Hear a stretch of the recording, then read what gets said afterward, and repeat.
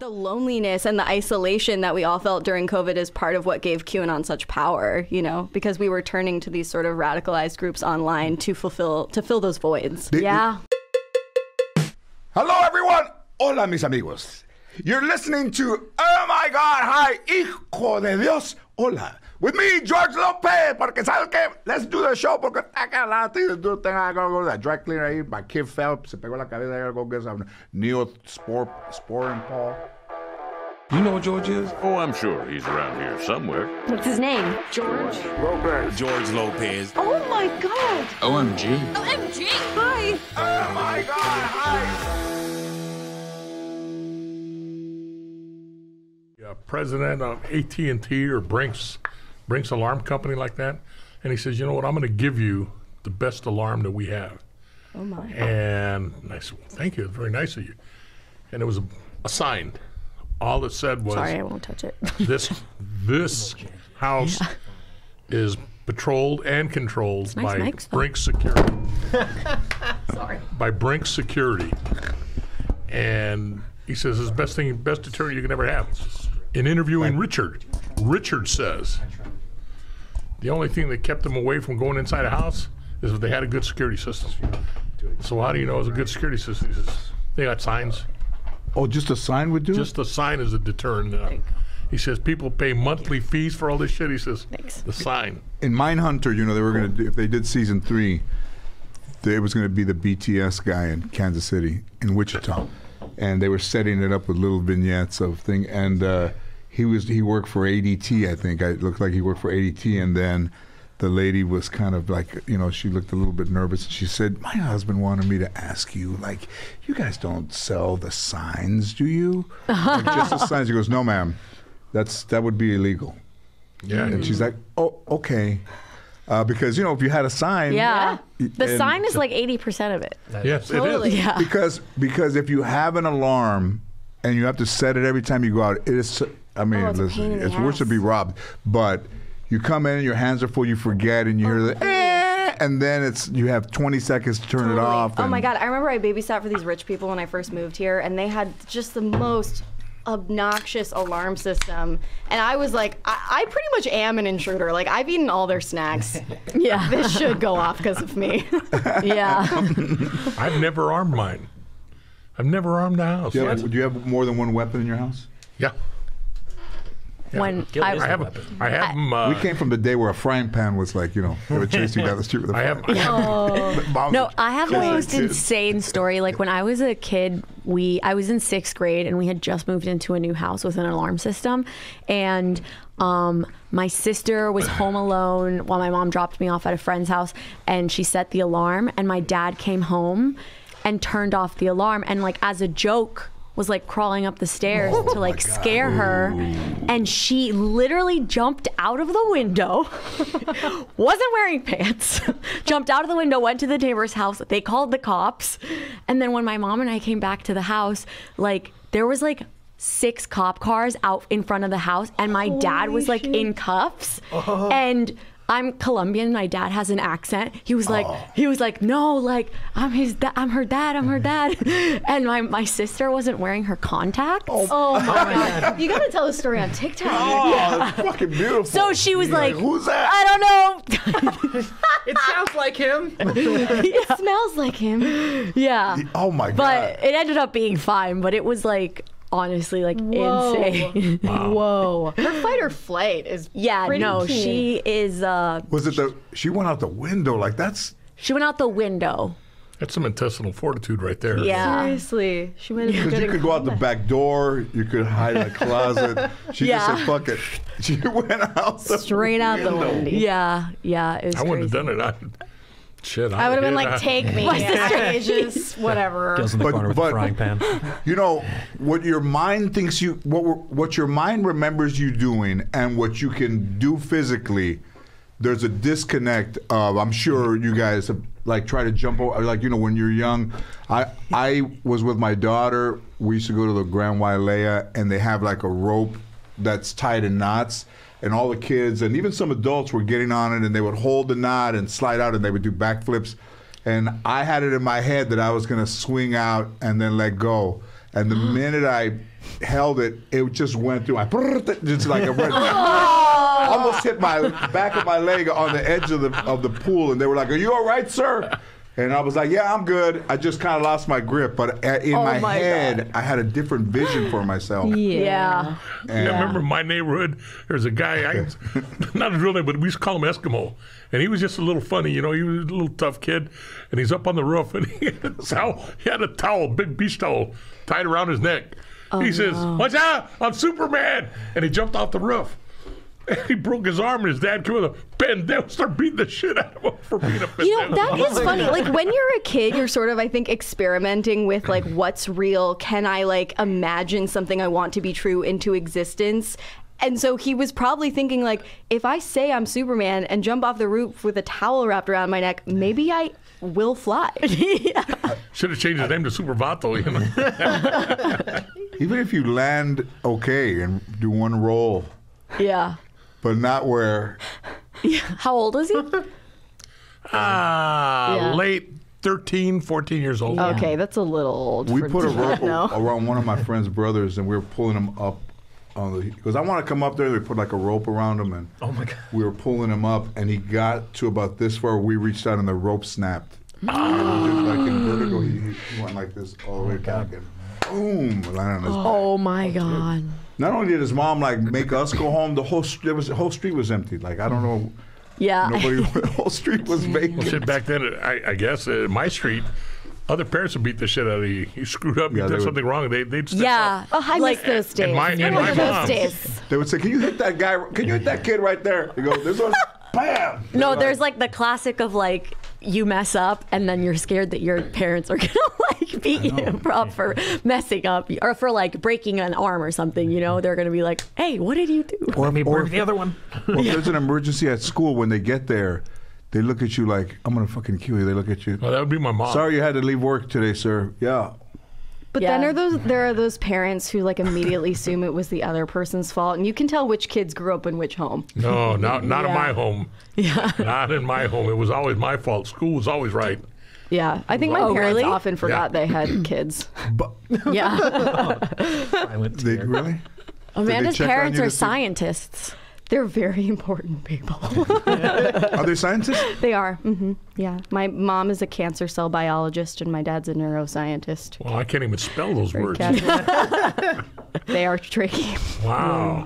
And what is their impressive. work in a cure for cancer? My mom, she studies how cells move, which is important for. My mom literally had cancer when I was 11 and like helped design her own treatment plan. Amazing. Yeah, so Yeah. it was easy to forget that you had kids. I think you would. Yeah. If you're trying to cure cancer and you're like, "I'm hungry," stay. Yeah. It's like, I think I could just put cells away every time you get hungry. yeah, yeah. But yeah, that's fascinating because it's. I think there's so much disconnection in people in the world, but I think the one thing that connects people more than people want to admit it is, illness, cancer. and It's stuff so like true. that. And Yeah. to see somebody go through it and to see what that looks Yeah. like is that's Yeah. We should do some episode on it because I feel like there's like some horrible conspiracy theories on like how people like haven't found the cure.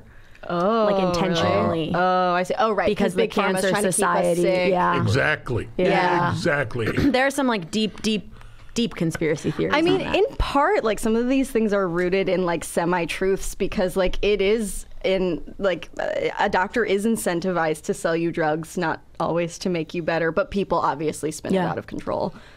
I'm gonna say yeah. There were these alleged hospitals that are like cancer care hospitals, which are a little like almost boutique-y.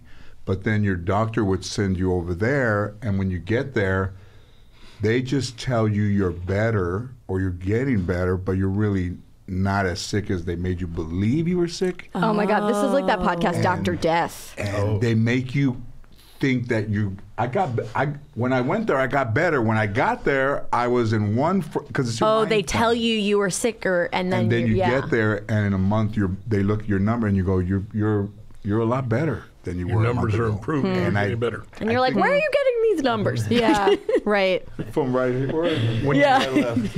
your mother studying cells, cancer cells, and how they, with big pharmaceuticals, they don't want to hear this stuff about you solving the question because they want to push their drugs. Yeah. And well, so they right. want to buy out doctors and scientists and stuff like this in order. Well, luckily, so my parents work in what's called basic science, which I think is kind of derogatory. It's not that basic, Yeah. but Basic. But yeah, which means that like there's no end game. They're not trying to profit off of the science. They like work for a university.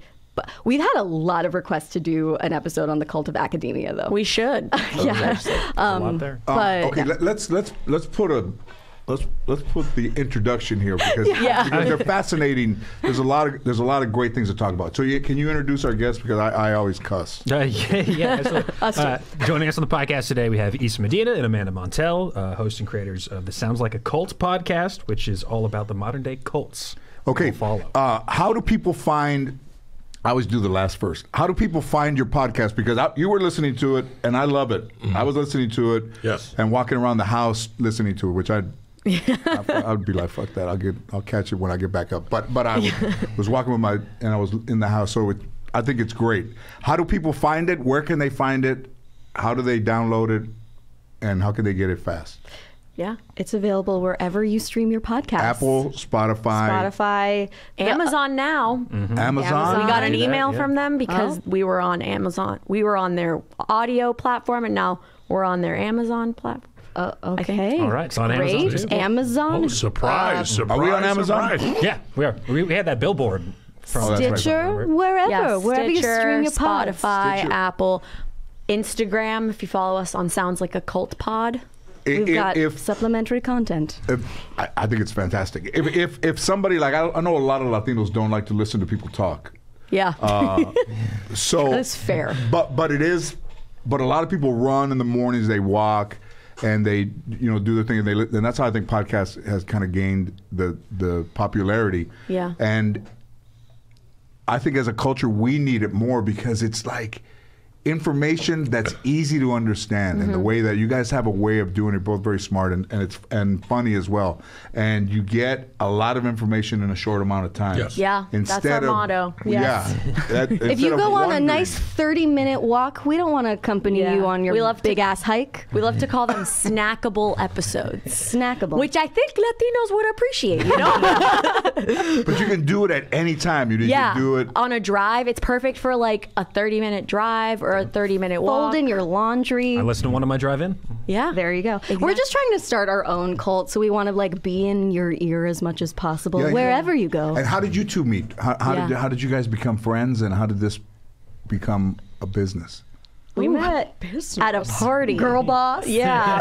Partner. We met at a pregame, actually, I think. We met the old school way. Yeah, before COVID, we were at a party. We were at a party. She was like, I don't know, we were both cracking jokes, and then we started cracking jokes together, and then we got along pretty well. And you hadn't heard of each other before? No. We met, through a mutual friend, and then after that, we started hanging out, like, just us two. You brought me to kind of a bad movie. Wait, which one? I don't want to say. No, I'll say Name and it. shame. The Assistant. Have you guys heard? Oh, sure. Love the people in it. Matthew McFadden, Julia plays that one guy. Yeah, Julia Garner. Yeah. Yeah. But it's so depressing, and I felt so bad because I thought it was going to be like, it's about a Hollywood assistant, and it's about, like all the things that they have to go through, but it was specifically about... It was a little Harvey Weinstein-esque. Yeah. Yeah. So it was a little darker than I expected. Like, I thought it was going to be like upbeat and be like, oh, this is what happened. Hijinks, but no, it was devastating. And Like we were a all quiet just sitting slow there like, burn, too. oh, Super fucking slow no. burn. And it was like the third time we'd hung out, and I was You like... two remind me right now of the characters on Saturday Night Live that did the thing Sweaty Balls. What? I don't know the reference, but I'm honored. That was Gil Carrillo. George Lopez was very quiet during. They were their cookies. And who's the guy that just got in the shooting on the set? It's Alec Baldwin. Alec Baldwin. It's like this NPR 2 radio host, and then Alec Yes. Baldwin comes You up. know, only a Latino. Who's the guy that did the shooting on the set? Not the guy that for 30 Rock. Forget 30. Forget. The Glengarry main Glenn man. Ross? Well, you referring. remembered for your latest work, and that is his latest work. Thank you. Thank you. And what a great name for a movie, I thought as well. But there's a lot of things going on there. in that. We have an episode on the cult of Hollywood forthcoming. So Yeah. I want to talk about a little bit about.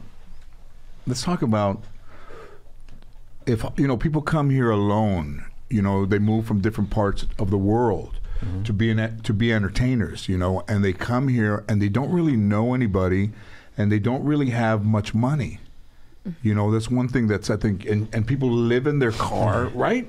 They live in their car and they try to go to clubs, or they try to be guitar people, or they go to the beach and do all that stuff. But it's very dangerous. For sure. Because when you combine lack of resources with big dreams, all of a sudden that person becomes very easy to exploit. Yeah. And lack of community is something that we always talk about. Is just like these people come to this place where they don't know anyone, like you said, and then all they're seeking is friendship and community, and like that's where you're really vulnerable. I mean, that's what I talk about Scientology in my book, and we touch on it on the podcast. I'm confused by the preposition on the podcast, in the podcast, whatever. On. Yeah. So anyway, that's a huge way that Scientologists recruit people, is they promise them like, oh, this is an artist workshop for aspiring actors or comedians, and they lead with the ideology and the pitch that's easiest to get on board with. Have you done podcasts about Scientology? Not yet. We've touched on it here and there. Do you know that have you been involved, or do you have been around anybody that's a Scientologist? Already that even sounds derogatory. I don't mean. Yeah, you're like. Yeah, are I don't you? mean it derogatory. It's like the Harry Potter. It's like Voldemort. Like you can't say it. Yeah, they who must not I be. don't want to mention any. I know somebody who's married to somebody that was in there. Yes. They're gonna come that did a after. program. Oh, at any time like a siren sounds while I'm doing like an Instagram live or something, I'm always like, the Scientologists are coming to sue me. That's a song? It could be. That's why Amanda We're on has so Spotify. much like anxiety. Honestly, I feel like. You do have a lot of anxiety. Thank you. Actually, It's very creative. You could turn it into creative. speaking of the Scientologists, so after my book came out, first of all, Scientologists aren't supposed to read my book because it would be considered black PR. They're not supposed to read anything that's critical of their religion. Do they call it black PR? They call it black PR. That's their label for it. But someone, I guess, broke the rules and read my book and then wrote a blog post about it that showed up in my my Google alerts for my own name.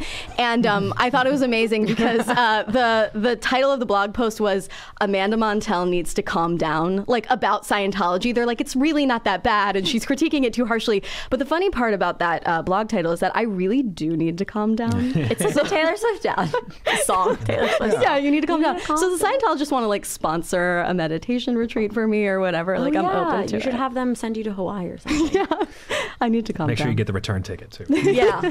True. Do you would be into that?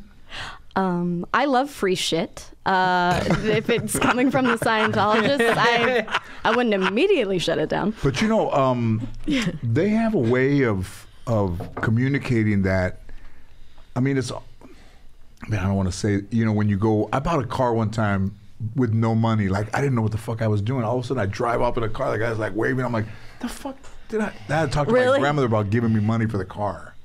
Oh. And I just got into a thing where the guy was using his salesman tricks on me. And I was I didn't go there to buy a car. I went to look at a car.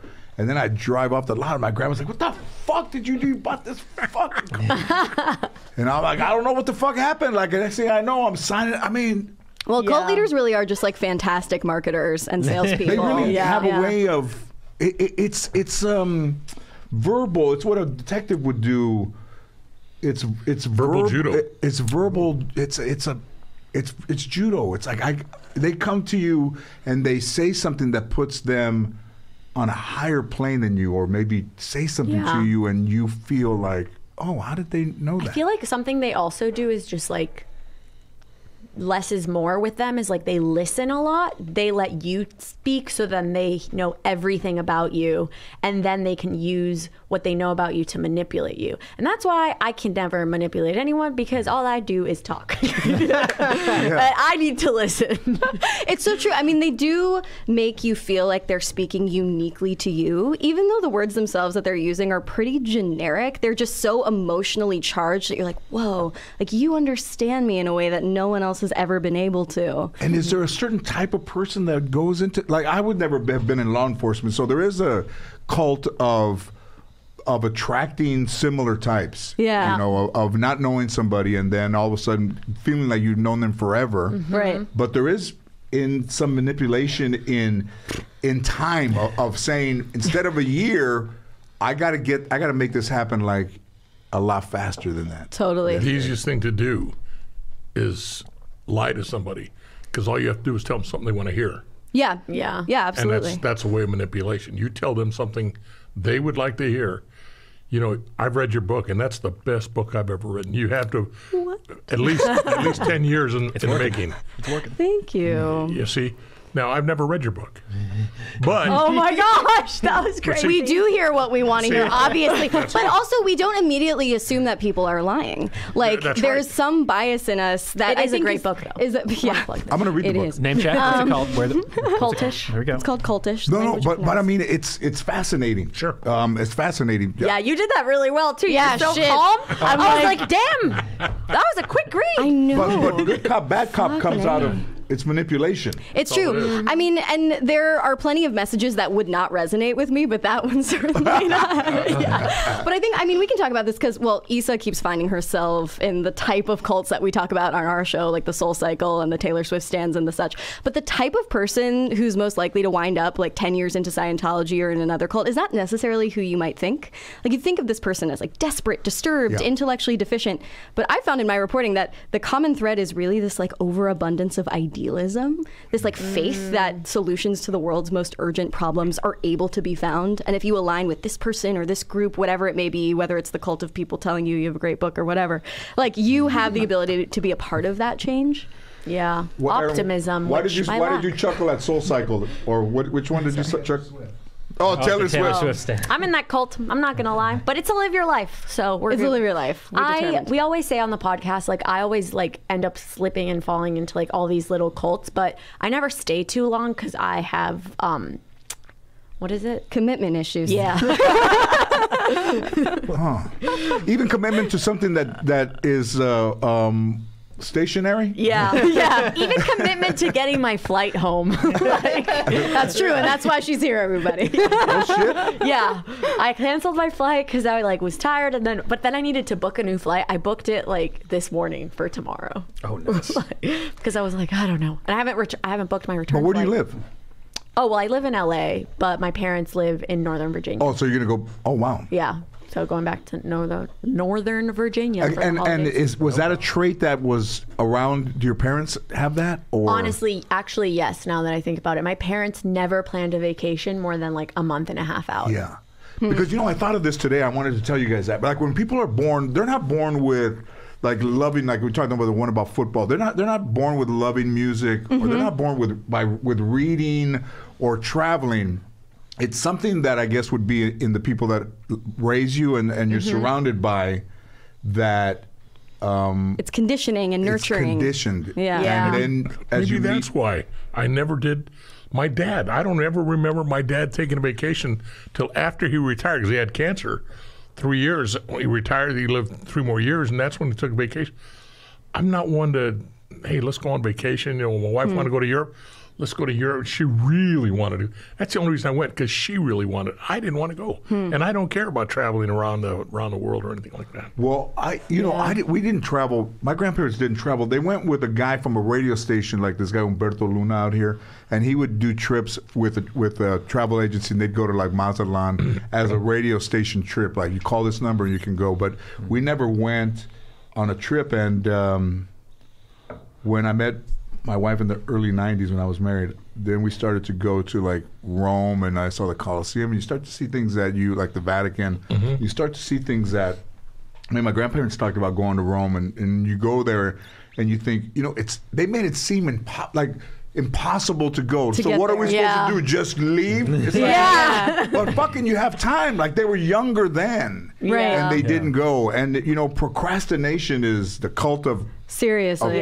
procrastinating, where at the end of the road we only have so much time. You look back and you don't think of what do they say? You don't think of the things you did. You think of the things that you didn't do. Yeah. Well, also in this culture, like we don't prioritize or value leisure the way that we prioritize and value like work and not taking off and not making your boss angry, which I think is, works a disservice to us. But I think we traveled a lot when I was growing up, but it was like the one time when I saw my parents. My poor parents. They were good. They were good parents. Amanda's like, I just picture her doing homework in like this dungeon. Listen, but you're not gonna try to cure cancer and go, I'll be back at 2:30. So true. You're gonna be gone a while. Yes, and my children will be abandoned as well. And the nice thing is they do now live. I feel like in a way they kind of made it up because they ended up moving to the state where you now live. Yeah, that's true. So now they're like driving. Now distance. we're all besties as adults. Yeah. But I think, it is true, like the conditioning that you go through growing up will lend itself to whether or not you might find yourself in a cult. Like there are certain belief systems that I'm way more skeptical of than others. And that's why like I came to the topic of cults with my own preconceived notions of like, oh, cults are these like woo-woo, destructive, like spiritual groups of people who are deranged or naive without realizing that like no one is immune to the charms of a charismatic guru. Yeah. Yeah. And that was really hard. And honestly, like even though we've done a lot of episodes of like get the fuck out level cults, it's still something that's really hard for me to like digest of like, oh my God, those people were just being stupid. Right. Well, we do that to protect ourselves because we want to tell ourselves, oh, this would have never been a threat to me. All they're doing is getting you to believe in faith, and faith is just something that logically isn't so. You're blind followers, so that's what they do. They prey upon you. And if you're that type that is looking for leadership, that's why you have so many sheep and very few leaders. Yeah. We're also conditioned to want to put our faith into certain types of people, like Jim Jones. I mean, we make this joke all the time that like L. Ron Hubbard, Greg Glassman, the guy who founded CrossFit, Elon Musk, like all these dudes could be first cousins. They're like the type of people that we, have been conditioned to trust with our, with God, government, money. Yeah, historic. But also, CrossFit never did much for me. Well, give it time. Still got time. You just got but cult almost has is it derogatory to most people? The word cult? Is it? I think it has these negative connotations. I think it's more negative than positive, right? Definitely, but on our podcast, I can't think of a if you ask right now, name a positive cult out there. Well, so those are like the live your life levels that we talk about. But the word cult and its sinister connotations have a lot to do with our culture's relationship to community and spirituality and identity and meaning. Cult actually didn't always have this inherently nefarious undertone. It wasn't really until the media coverage of the Manson murders and the Jonestown massacre that cults were put on the average American radar as something we should all know, something we should all fear. But there are tons of jokes that religious scholars will make, like cult plus time equals religion. Like the word cult is so inherently subjective, having so much to do with like cultural normativity. And it's like, but in religion, like there's Baptist, the Southern Baptist, Methodist, but is it kind of all the same in a sense, but the different book, slightly different book? I mean, I think the word cult is not enough to be able to determine. Religion. Yeah. I think like. I feel like organized religions all fall under that umbrella. I don't think, that's why we haven't done Scientology on the episode because once we do Scientology, we have to do like Mormonism and we have to touch on all the other ones. So true. And you don't want to get followed. Yeah. but if someone's living their life, like no premarital sex, they don't drink, they don't have alcohol, and then but in a sense, we would think that you're missing out. Yeah. But because those kind of standards were created, there's not. They think we're brainwashed. brainwashed. Some people have suggested like the cult, instead of like the cult of veganism, like the cult of alcohol, because it kind of is a cult. Like, when you're not drinking, you go to dinner with friends and everyone gets a drink and you don't. People are going to be like, come on, why? Man. Oh, people are going to be like, why aren't you getting a drink? Have another one, Yeah, have another one. What's wrong with you? By the way, we've got beer if you guys want some. Oh yeah, I love alcohol. I do. But right. So we're kind of addressing in like this humorous and lighthearted way on our podcast that like cultishness is something that imbues so many spaces, not just like compounds where everybody wears a robe and has a shaved head. That's a different, level of stakes and consequences than, Soul Cycle or fraternities and sororities. I don't know why I'm pointing to you. But if you're wearing a robe and you're shaving your head, like those people are Scientology. out there. Soul Cycle. It's like a drive-by. Oh my God. The comedian. Since we're here among comedians, I met. This is not meant to be name dropping, but I met Dimitri Martin like a few weeks ago, and he taught me a fun trick where if you want to like tell a story about something unflattering like diarrhea or something, you can like do a drive-by where you like motion to someone to reference that like they had diarrhea. So like, oh yeah, like so and so had diarrhea. That happened to me. That happened to me at a comedy show. There was like a comedian on stage, and he was talking about like racism, and he was a black comedian, and he was like, speaking of racism, time to introduce your next comedian, Issa Medina. And I was like, what? I was like, I posted the black square, I deleted the black square. I just like leaned into it as like a joke, but I was like, that was so insane. But they all kind of everybody kind of gathers, I think, at some point. You kind of draw people that have similar likes. I don't know how you decided to be a comedian, but it's not. It's a cult. It's a cult. It's definitely a cult. And it was the community aspect of it for me, because like you start going to open mics, you meet people, then those people become your friends, and then I feel like you're addicted to it. I am addicted to stand-up comedy.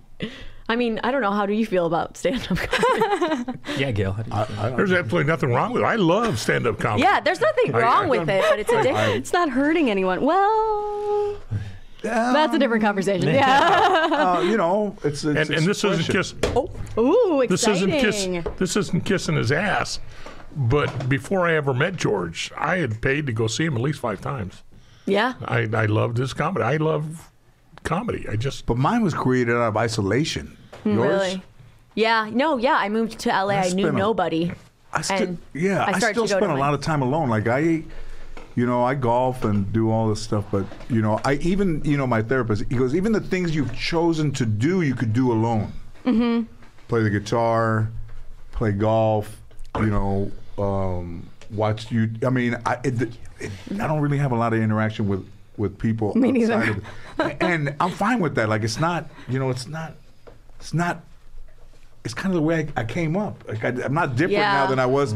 My therapist tries to get you like, what were you doing when you were 12? I'm like, the same shit I'm doing now, trying to learn the guitar in a little room watching TV. Are you still playing with yourself, George? No, I stopped. I don't know how. Literally same. I have this debate with people all the time about like whether or not people change, and I'm like, when I was 12, I was literally just like talking at people, wearing pink. I think you just kind of like get a little more glow, because in the beginning you're younger and then you learn more ways and you're just like a little more broader, but kind of still the same. As a kid, I would always get my ass kicked because I wouldn't stop laughing. I couldn't stop laughing. Sweet. Come to my shows. I still do. I still do, and I remember in boot camp, I was only 17 years old, for Christ's sake. And we're standing there, and this DI comes up, and he says, I'll be your girlfriend, I'll be this, I'll be that. And if you mess with me, I'll burn your ass. I'm just like a flame, I'll burn your ass every time. And it sounded funny, like that. And he comes up and he gets in my face, what's so funny, maggot? And he says, you thought it was funny, huh? I said, sir, yes, sir. And he says, okay, think if this is funny. And he got behind me and he kicked me right in my ass. Oh, shit. He launched me. Wow. I went, bam, I went forward. And I laughed when I hit the ground because that had to look funny. Yeah. I really do think, I saw like some fucking quote-gram on Instagram the other day that actually resonated with me. It was like the only 2 people you need to impress in life are your 5-year-old self and your 85-year-old self, if we're so lucky to live that long. It's like you want to try to be authentic to the person that you were that was the most unmitigated, like not ruined by the world and all the expectations. Mm-hmm. And then you want to impress like the self that's looking back on my life being like, what did I miss out on? What did I not miss out on? Like you want to serve that person. What's also bad, that's not very true, but what's also bad is like your whole mind is formed between like 0 and 10, and the traumatic shit that's going to happen to you, you almost wish a bubble would pop up like they said, you don't have a father, okay? And you pop up like, don't worry about it, man, it's not that big a deal. instead of thinking this is gonna fuck with me for the rest of my life. Yeah. Father's Day, Yeah. it's like it's not a big deal, man. A lot of kids don't have fathers, but it doesn't. And in that time, you either become a welcoming person, or you become a guarded person, or you become somebody that you can never make sad, or somebody that's always sad in the first 10 years of your life. I haven't changed at all. You know, I was out to breakfast the other day with my wife and her brothers. They get together once a month. When somebody drops plates, do you clap? I clap. Oh my gosh. I laugh. My sister claps like so passive aggressively. Yeah. She's like, like the slow clap. But when growing up, that's something that like affected me is like if you spilled a glass of water, if you dropped a plate, my dad would yell. And so like I remember like the first time I like broke a plate in my apartment as an adult, I was like, oh shit. And then I looked around and I was like, oh shit. Nothing's gonna happen. In Europe, I was in Amsterdam, and then somebody dropped stuff and silence. Nobody said anything. They just went on with their breakfast. Nobody said like "fucking nice move." Yeah. Because here we almost feel like we have to shame somebody, or we're not. Yeah, we're so fucking smug over here. Like, relax. Yeah.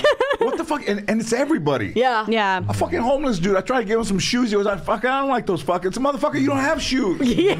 I tried to bring you shoes. You don't have shoes. He's like, I didn't wear those fucking shoes. What?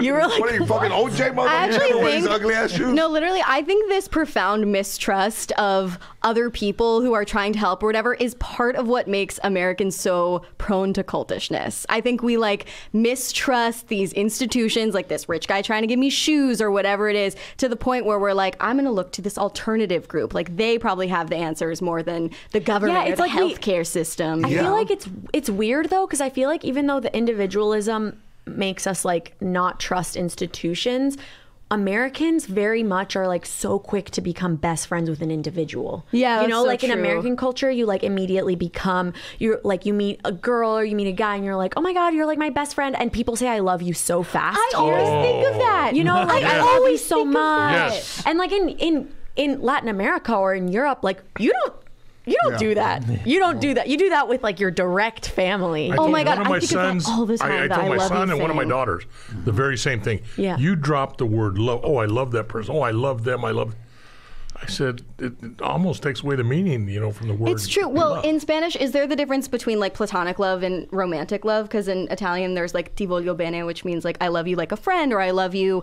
in a warm, close way, but not in a romantic way. And then there's ti amo. And when you like transition from one to the next, it's like this step.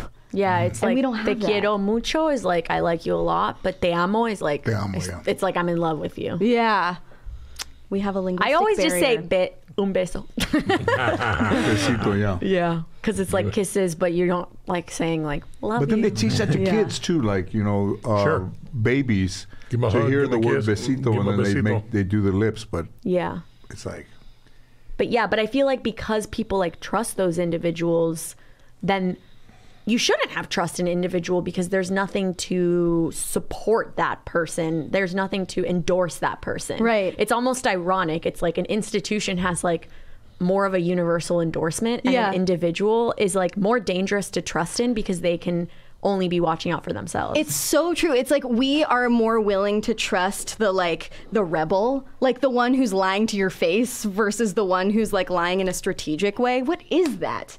yeah. American exceptionalism. All right. what about before when you drove down the street? There was no one spinning a sign trying to get you to go into this place, right?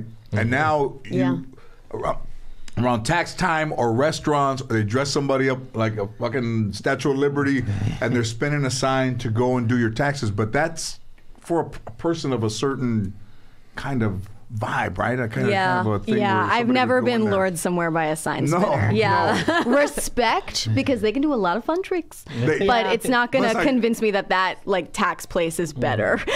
Yeah. Because I think there's a certain amount of money I think that you would be like, oh man, finally somebody that I can talk to. You know, they're spinning a sign where most people would just kind of go through that. So every day there's levels of Manipulation. manipulation. When I went to Carl's Jr. one time and there was this family there, and they were all had to be like 300 pounds. Mm-hmm. And they were sitting there eating, and when that's when they would put the number on your plate. And they all had a number. So like, oh shit, they got 4 numbers. There's 4 of them. There's usually just one number.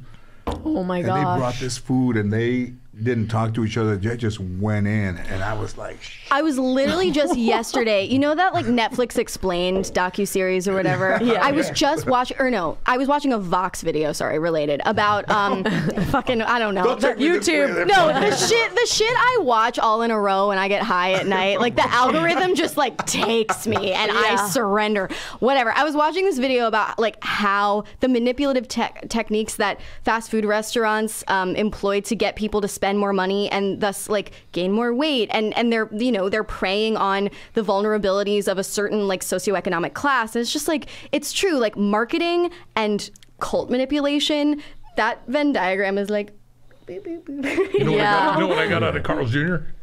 They had the numbers. They had heavy duty plastic tents, you know, they put on your table. I started using those, found out where they manufactured them at, went and bought a bunch to use them at homicide crime scenes.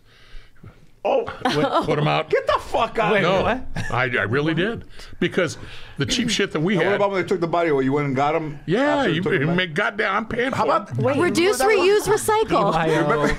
remember when they would do that, like bullet one? Yeah. Bullet. That we use them as evidence because the other ones were so cheap, they blow away. The wind come up, they'd start these were good. Actually, I asked him- Resourceful. I Thanks, had just Carl's asked him Jr. too, when did police tape show up? And he said like in the 70s, right? Yeah. Before That there was never no would've crossed my police tape. Oh, And then it just showed up. Everything we have is so fucking new. I think about people who lived like even just 1,000 years ago. Yeah. Yeah, a quick thousand. I was going to say like GPS. Like, that always messes me up. But it's Oh yeah, when I was a kid and we would go on road trips, what was it? Like the map thing? You had Thomas to print Guide. it out. MapQuest. Or MapQuest Yeah. is the one I'm thinking Thomas Guys of. predates Yeah. MapQuest. Yeah. But you had to like know where you were going, print it out, and if like the printer was broken, you had to like write it down. Yeah, I fucking loved MapQuest though, and I still kind of wish we had that because Google Maps was janky this morning, and it's janky every time. It's Yeah. You're But is it, looking at but is Hear it- that, Google? But is it on, I know you but listen. is it on purpose? Do they do that shit on purpose?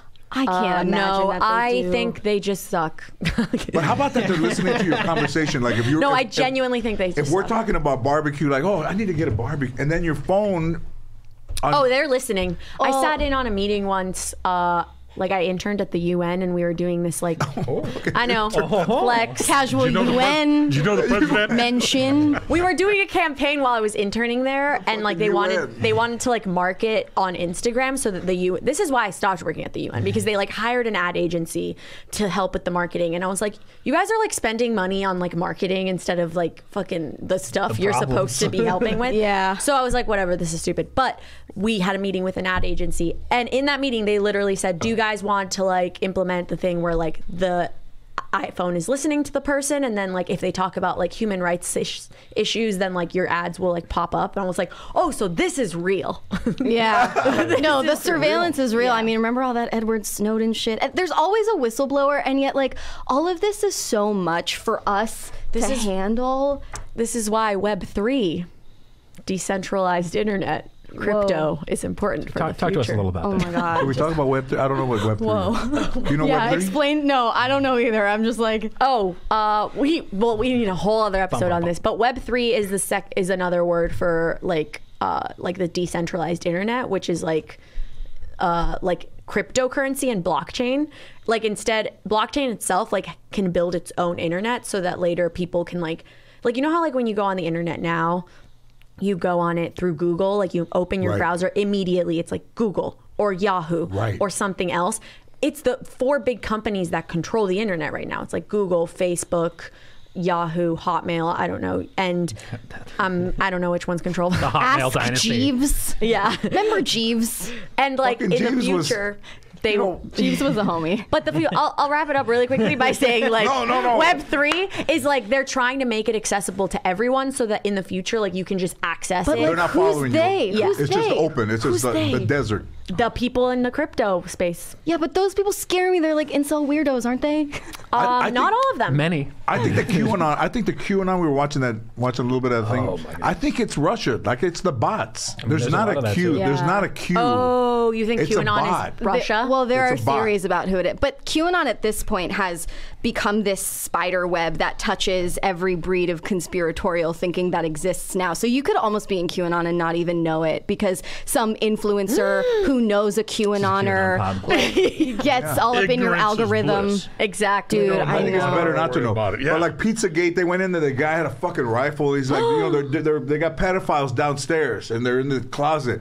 The guy's like, that's not a closet, man. That's like fucking storage. There's like pizza sauce and the cheese in there. Yeah. And the guy came in there and was holding a fucking assault weapon just because, and he was driving, and on Facebook, he's Facebooking and saying, hey, I'm going on my way over. I'm going to save these kids out. It's fucking bullshit. It's like, what even is an influencer anymore? It used to be someone who would sell you a shitty eye cream, and now it's someone selling you like violence and your own soul.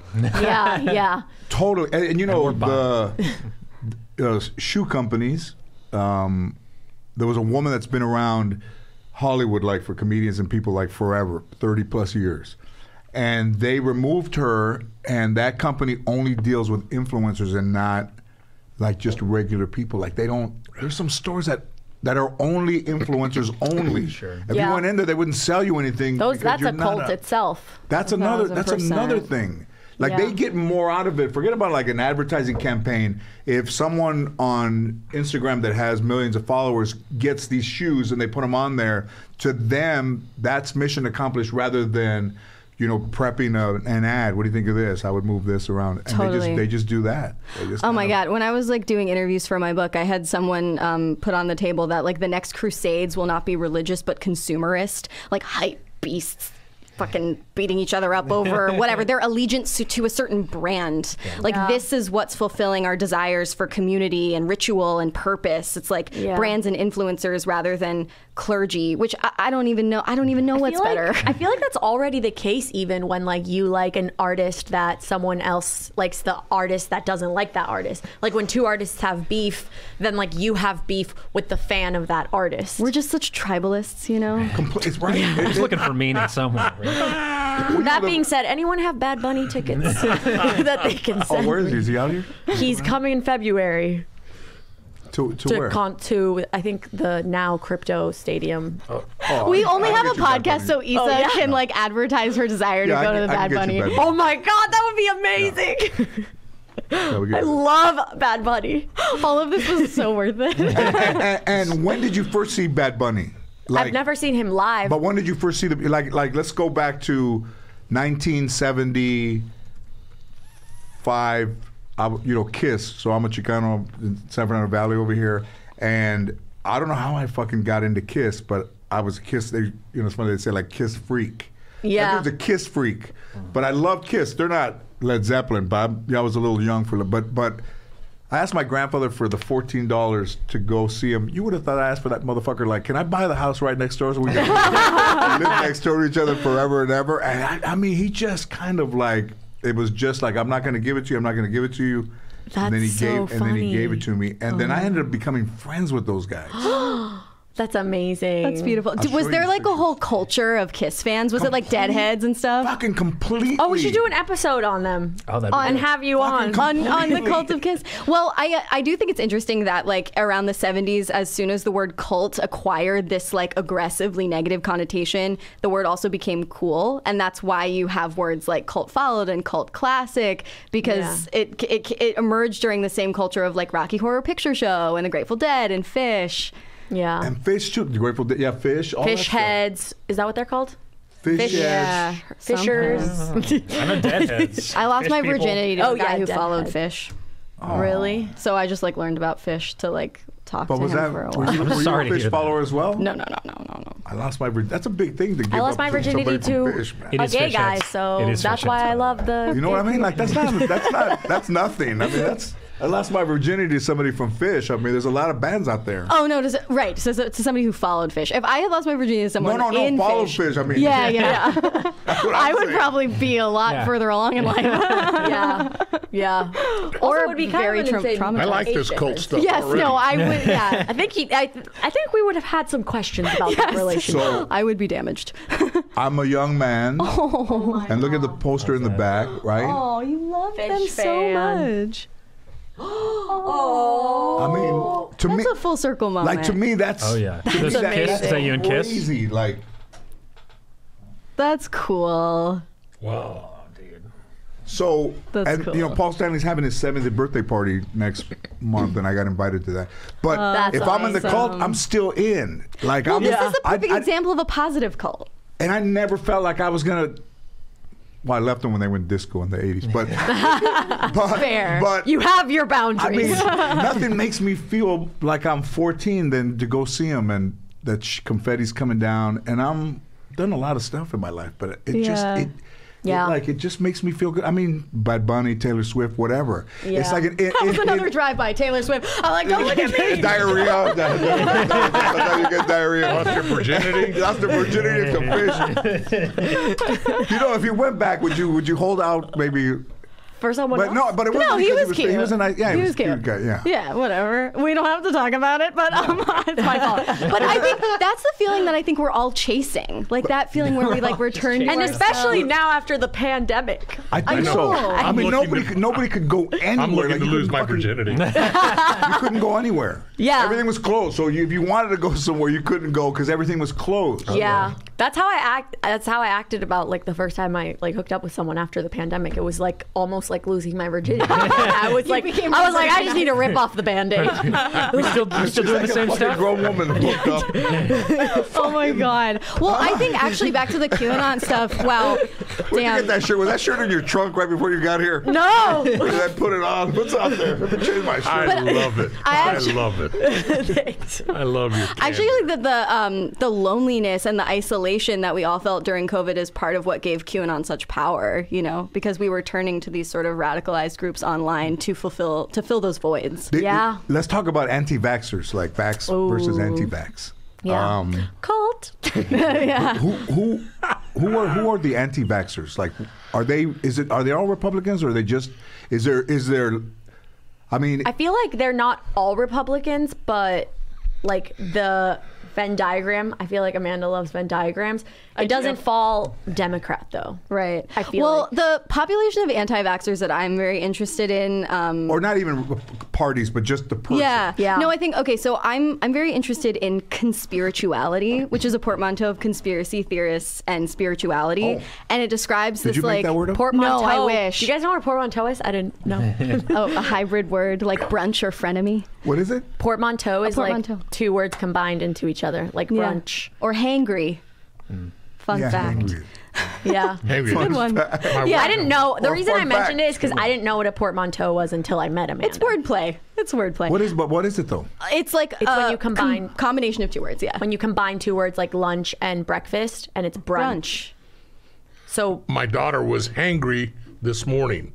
She was angry because she was hungry and she hadn't had anything to Exactly. eat. hangry. Was hangry. Or mansplain is a portmanteau of When a man and explains. We don't have to explain that Yeah, one. to you yeah, guys. we know. But yeah. So many levels of irony to what just Gosh, happened here. but yeah, but conspirituality is a combination of the words the phrase conspiracy theory with spirituality, and it describes this like emerging group of people who believe in the core tenet of conspiracy theories that there's like an evil cabal of global elites controlling the socio-political order, but who also believe this new age idea that we're on the brink of a paradigm shift or a great awakening. So these are people who like on the surface make no sense, like this boho like girl who just came from Bali who kind of believes in like the idea that like celebrities are sex trafficking children in Wayfair, like these sort of really sort of like incel-y. I know I keep saying that. We like overuse the word incel. I don't think we understand what it is. What's an incel? Well, that's a portmanteau for an involuntary celibate. There you fucking go. Involuntarily It's involuntarily can't get none. Oh, wait, is that a portmanteau? Yes, it is. Yes, I did not know that. Yes, it Involuntarily celibate. Yeah. Oh, So- which means it's very angry men. Yeah. Because Or they're somebody that's celibate. hooking up gets off the list. Like you're on the list and you're like, fuck, man. Yeah, well, I gotta there's sell I got this to hook up, up and get off the list. well, then there's also like vol cells who are like voluntary incel, whatever the fuck. So anyway, like there are these people who on the surface seem kind of like almost these like feminist boho yogi ladies, but also hold these very conservative right-wing kind of violent ideologies. And this is like the community of anti-vaxxers that I find interesting and that thrives on the internet. You should be teaching at the college level. I could see you in front of a class of people talking this stuff. It's Any really. university is one of Grant's tenure. But also, there's nothing that you could say to somebody logically to change their mind. You are so fucking right about that. They would Yeah. not listen to you and go, you know what, okay, I'm gonna tell you right now that I'm gonna think about what you like. But from the fucking time you open your mouth, they're like, I don't give a fuck what you're gonna tell me. Yeah. You're not gonna change my mind. Especially, I feel like once we got to the point where like restaurants were like requiring it for you to go inside, at least in LA, it's like if like going out with your friends didn't change your mind, then like what is going to change your mind, you know? And like, don't get me wrong, like I get a little scared like before I get a vaccine, you know? It's like stabbing your arm with something that you don't know what it is, but it's like doing your own research, that also is just like non-existent. And those people are just on Reddit. Like that's not research. But I think it's funny when people are so anti-vax, but they're like eating Carl's Jr. or like putting things in their body that they or literally don't know what doing it is. drugs. Yes, Like, like a lot of people who are anti-vax like do hard drugs. Oh my God, that's like this girl I used to work with who didn't believe in Western medicine, spoonerism, who didn't believe in Western medicine. So she like wouldn't take an Advil on her period, but her face was like blown up with Botox and Juvederm. I'm like, you don't make sense. They get sick. They won't take the vaccine, but yet they'll go to the doctor when they're sick. Exactly. But what's on the, but also what's on the outside became more important than what's on the inside. So true. So you're trying to turn back the clock, which nobody can, and clearly, you know, you're going to get older, but nobody wants to. But instead, you're more concerned with this than being compassionate or someone kind. Like, you know, on the way over here, you see some woman by herself, homeless, and this country doesn't take care of anybody who's fucking old. Like they just turn their fucking back to you. They starve. They freeze to death. And it shouldn't be like that. It shouldn't. Put down a nice flow. That fucking diarrhea later on. But you also drive, and we drive by and fucking dark windows, and you're like. It's crazy, right? Yeah. Somebody, and I feel like those people, because the injections that they're getting, like the Botox and stuff, are affecting their physical appearance, they don't take into account like the chemical effects that they have inside of their body, because they're literally so shallow that their thoughts don't go deeper into like how it could affect their health.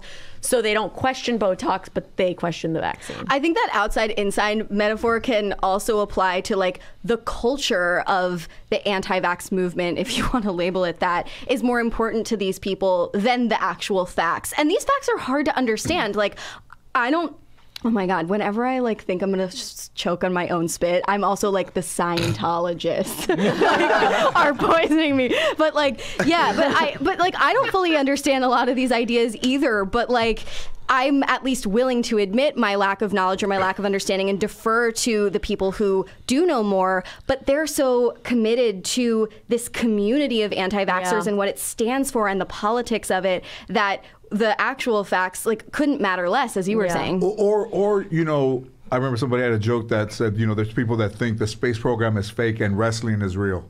Like, you know, like you can't convince them. Like, you know, I was playing the golf tournament in South Carolina, and there was these rebel flags at this gas station liquor store, and the guy that was driving me was an African American cop from Atlanta, and I said, hey Tony, we're gonna go in that that store sometime this weekend. He's like, we're not going in there, sir. That store, we don't belong in. You don't belong in there, I don't belong in there. And by the outside, rebel flags, and they sell ammunition, you get gas. And so on Sunday, we're coming back, and I go, we're going in there. And I had a couple drinks, on the golf course. We go in there, and I walk in there, the bell rings and the thing, and it just goes quiet, And I'm walking, hey, how's everybody doing? Just quiet. And this little dude that looked like the 1000 BC guy, like a big-ass beard, big fucking hair.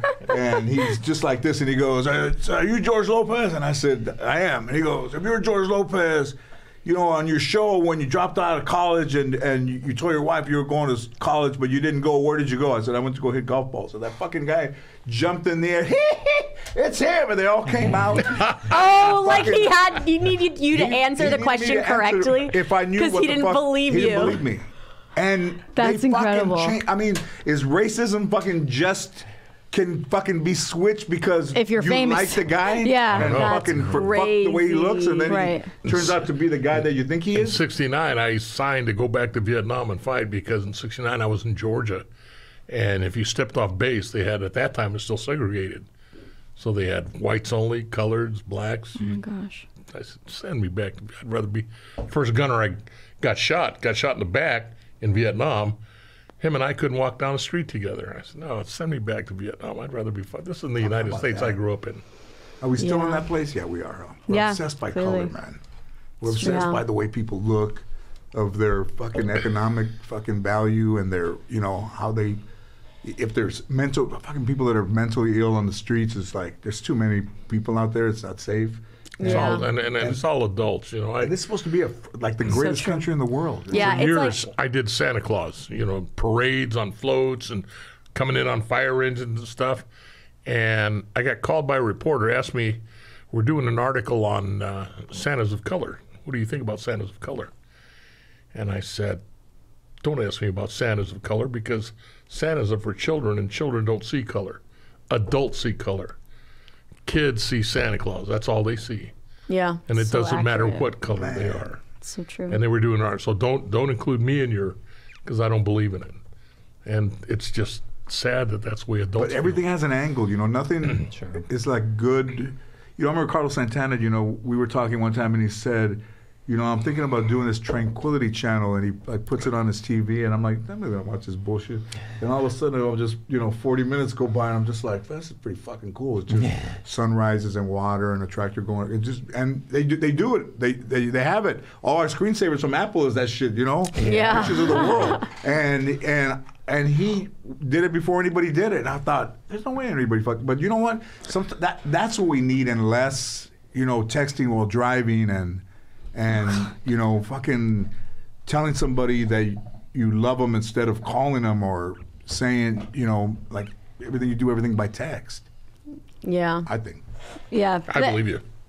It's removed. Like this removes, I feel like the internet makes everyone think they know everything, and it's really unfortunate because so many people were raised wrong. So instead of leaning into learning and being open-minded and being open-minded to change and not just what their parents taught them, Amanda talks about this a lot, they search and they do their own research because they think they're scientists, but then they're only researching in their algorithm, and so the internet feeds them what they already know, and it makes it 10 times worse. And their confirmation bias does the work for them, Yeah. Sure. What's the algorithm? People don't know what an algorithm is. Oh gosh, how to explain that? So everybody has a is phone. Kids have phones, right? Computer science technology. Yeah, So a kid has a phone. I joke that the algorithm is the only god I've ever known. The algorithm is the ultimate cult leader.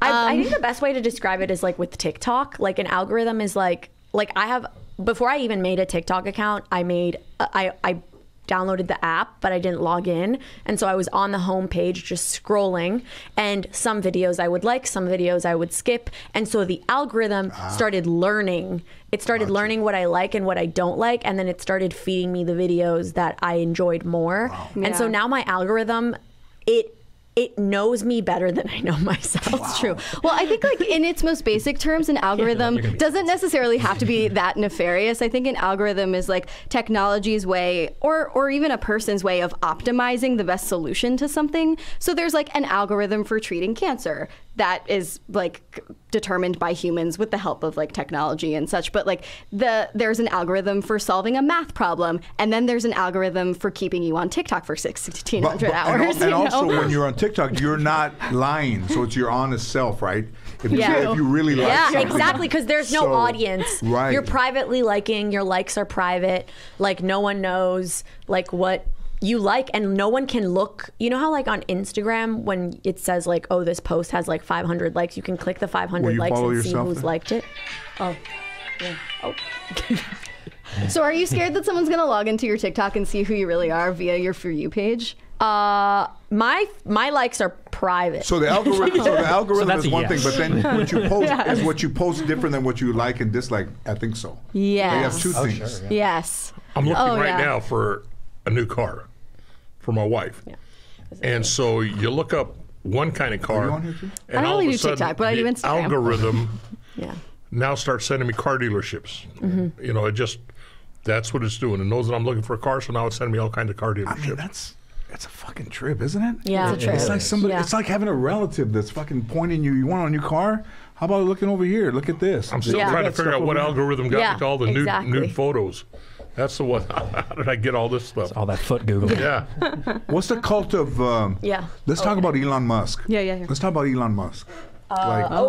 For people that might not, for people that don't know that much about him, like today, I think he said, I'm going to pay $11 billion in taxes this year. He said, but he has $100 billion. I don't know what the fuck he has. The cultiest thing about Elon Musk to me is just the fact that like Is he a scientist? right. So what is he? No. This is what I was going to He's say a too. rich white boy. Yeah. But he had he is right. Yeah. Was his He's family a brilliant wealthy? dude. Yeah. No, he's a brilliant dude. I would say the cultiest thing about Elon Musk to me is that people think he has access to this transcendent, almost spiritual wisdom. Like he is not just a business person in the way that like 30 years ago we would be bored to hear a business person talk. He's like a business person meets self-help guru, meets spiritual leader, meets influencer, meets celebrity. He's all these things. He's all of it. Yeah. Who would have been? That's what. Sorry, go ahead. No, go ahead. I get Yours so was much- heated about yours was much Elon higher Musk. than mine. Because we were talking about it. The reason I think he's problematic is because what is he first and foremost? He's a businessman, right? Completely. And historically, when you see businessmen, they stay in their lane. Yeah. They like Bill Gates, he's not a public figure intentionally. He's a businessman and he's a billionaire and he does his professional stuff. But Elon Musk is very intentional about being a public figure as well. A celebrity. And that's dangerous because when he tweets something, that affects like the market. And so the reason I think that's dangerous is because now not only does he have financial power, but he also has like societal power, which is like really important. Like he can change people's idea, like a mentality about what planet they want to live on. Like, yeah. So you have people that wake up and they follow him and they're like a cult. Like My dad is in the cult of Elon Musk. And where you're reading what he does, he tweets, you get a You're like, you get a I don't want to notification. formulate. You're like, I don't want to formulate an opinion about this until I hear what Elon has to say. Yeah. Which is like, that holds a type of religious power when you're not basing certain profound life decisions on what you think or like this vast amalgam of influences. You're basing it just on what this one sole person has to say.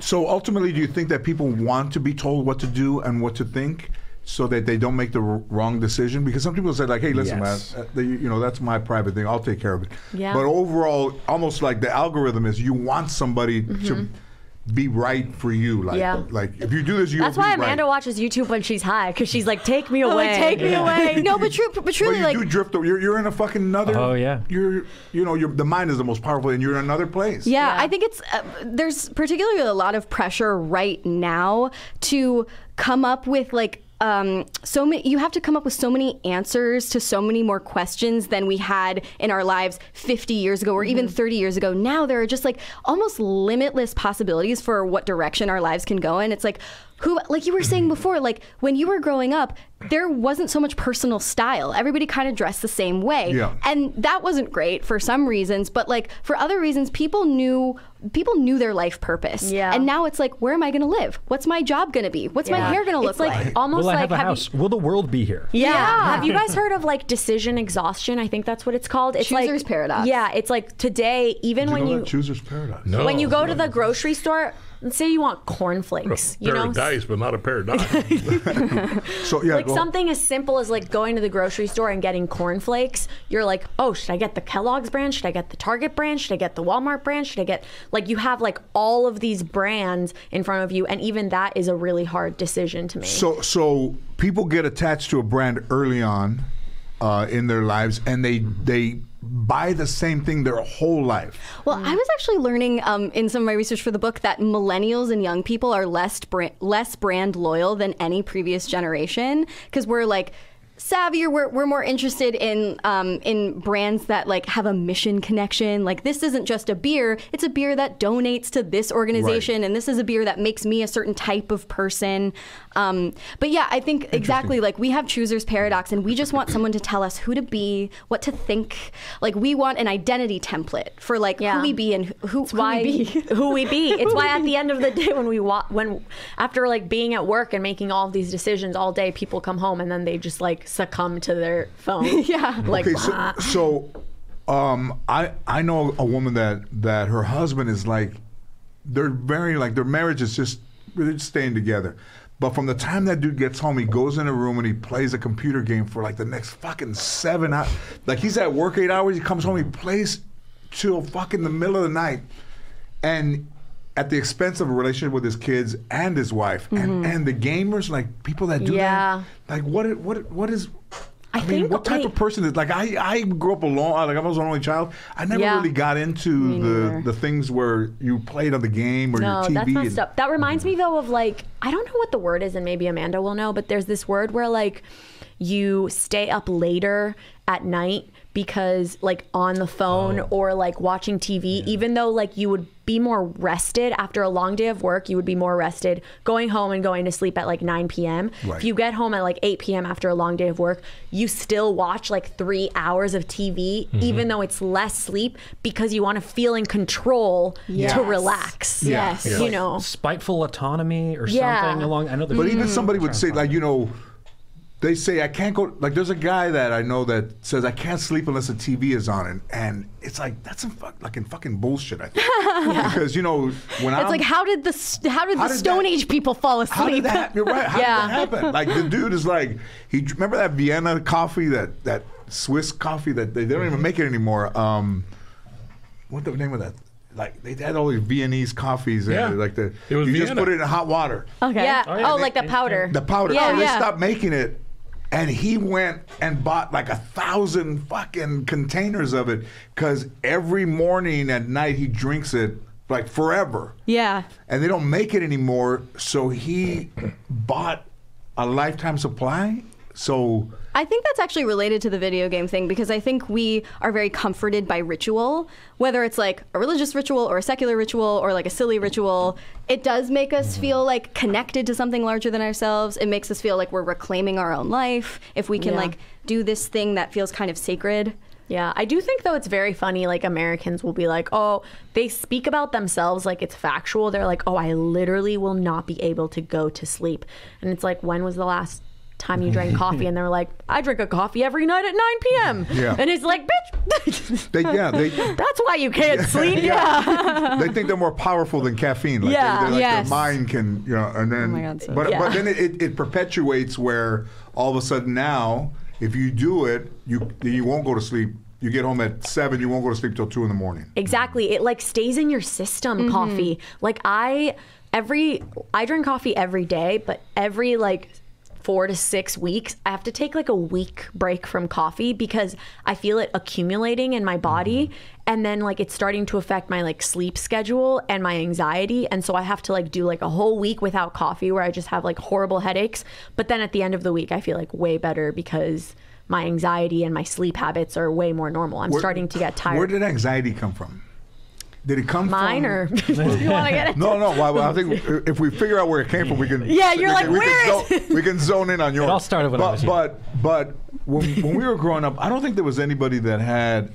I think by choices, by, you know, the amount of time, if you're in line waiting to get something and they're like, can I help you? And you're like, Yeah, that's true. Where it has to be, everything has to be so fast. Like you don't... I think it's a combination of destigmatizing mental health, like talking about it, and also the pace at which our world is moving now. Like you said, like back in the day, you know, like people who were working, it wasn't about like maximum output, maximum production. It's like if you went to a coffee shop and it took you an extra 3 minutes to order your coffee, people just had to wait and it wasn't the end of the world. But now it's like everyone has somewhere to be. Everyone has something to do. Everyone thinks that they're like the most important person in the world. Yeah. And so I think that adds to anxiety because we're all on this like ticking time bomb of like, I only have so much time and I need to do everything. It does feel like the end of the world will come if like I don't get this Instagram post up in the next 1 second, you know? It's like I'm on a different train, you know. I I really don't board care. that I train. never, But also... Are you I'm boarding? very relaxed. I don't push things. You know, I'm not in a big hurry. The only thing I'm in a big hurry for make sure I'm on time for George. But other than that, I really don't care. Take time, you know. I'm trying about to slow everything. down. Like I heard that time feels slower when you're in nature. Time feels slower when you're doing things with your hands. Like screen time flies by. Right. But if I you played like basketball yesterday for like an hour. I was like, wow, this is blast. And So present. The hour felt like 3. Because you can't play basketball. Were you wearing jeans? No, like that, I or was wearing a t-shirt? workout outfit. Okay. Yeah. Oh, You came ready to ball. Yeah, I was wearing running. Well, I was gonna go for a long walk, and then I walked by the park, and a bunch of dudes were playing basketball, and I was like, "That looks really fun." So I walked to Target, I bought a basketball, and then I walked back to the park, and then I played for like an hour, and I was like, seize "This is the so day, fun. man. Did you play Seize by the yourself? day. Yeah, all right. yeah, it was You fun. shot hoops. I did. I felt so cool. I was like, no wonder men are confident. They just play basketball out in the endorphins. public. Yeah, it's all our morning Yeah, basketball. I think there is a... Well, that's another good question. Like a sense of accomplishment if you're playing basketball and you shoot it and you start making them. Yeah. Then you start to... It's almost like... I played golf. I played golf. I've been playing golf for a long time. And golf, all of the things that were wrong with me growing up were exposed by golf. You know, I would quit, temper, I'd get mad, and I had no patience. And my high school coach told me that, you know, I was going to be nothing because I quit when shit got tough.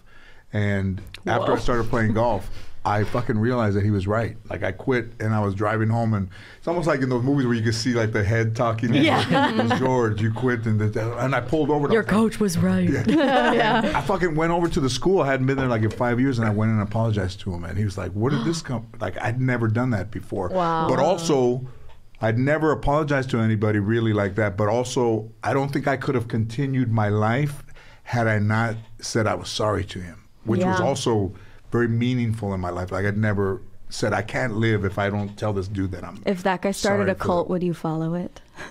Yeah, fuck. I don't think so, but he was right. But High you know, school coaches could start cults. Oh, 1,000%. But also, he was fucking dead on. Like he wasn't saying I was ugly. Yeah. He was saying you were a fucking quitter, which I was. No, Yeah. that's So a, That's big on you that you went back and apologized. Like Seriously. bullying is. They say, "Oh, you fucking big-eared motherfucker." Like that's different. But they go, "Hey, at least I'm not the one that can't fucking sit somewhere and just be casual for 5 minutes without having to look at their phone." And you're like, Yeah. Fuck. Oh, shit.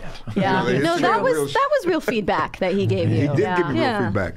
Yeah, whenever I get real feedback, it's hard. But you know it's real feedback. But I know it's real. I can take it. How long It's just hard. have you been doing stand-up now? 3 years, including the pandemic. So, like, I was at about a year when the pandemic hit, and so now I've been doing it for like Who were 9 some months. of your early influences? Oh, great question. I mean, in a lot of women, like Ali Wong was one of my favorite comedians.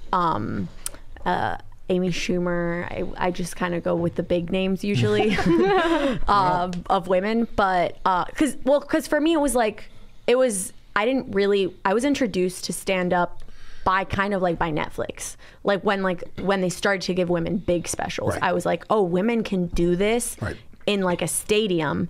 And then that's when I started to get into it. And then I got immediately into like the independent comedy scene in like LA. And so like a lot of my influences, like, I don't know if like Chase Bernstein is like a small comedian in LA, but I love her. She's so funny. And it's just like smaller comedians. Would I be somebody like a Walmart of comedians, like somebody that everybody knows? Well, I was going to say, of course But you. no, not of course me, but I didn't start out as a Walmart. I started out just as a little guy.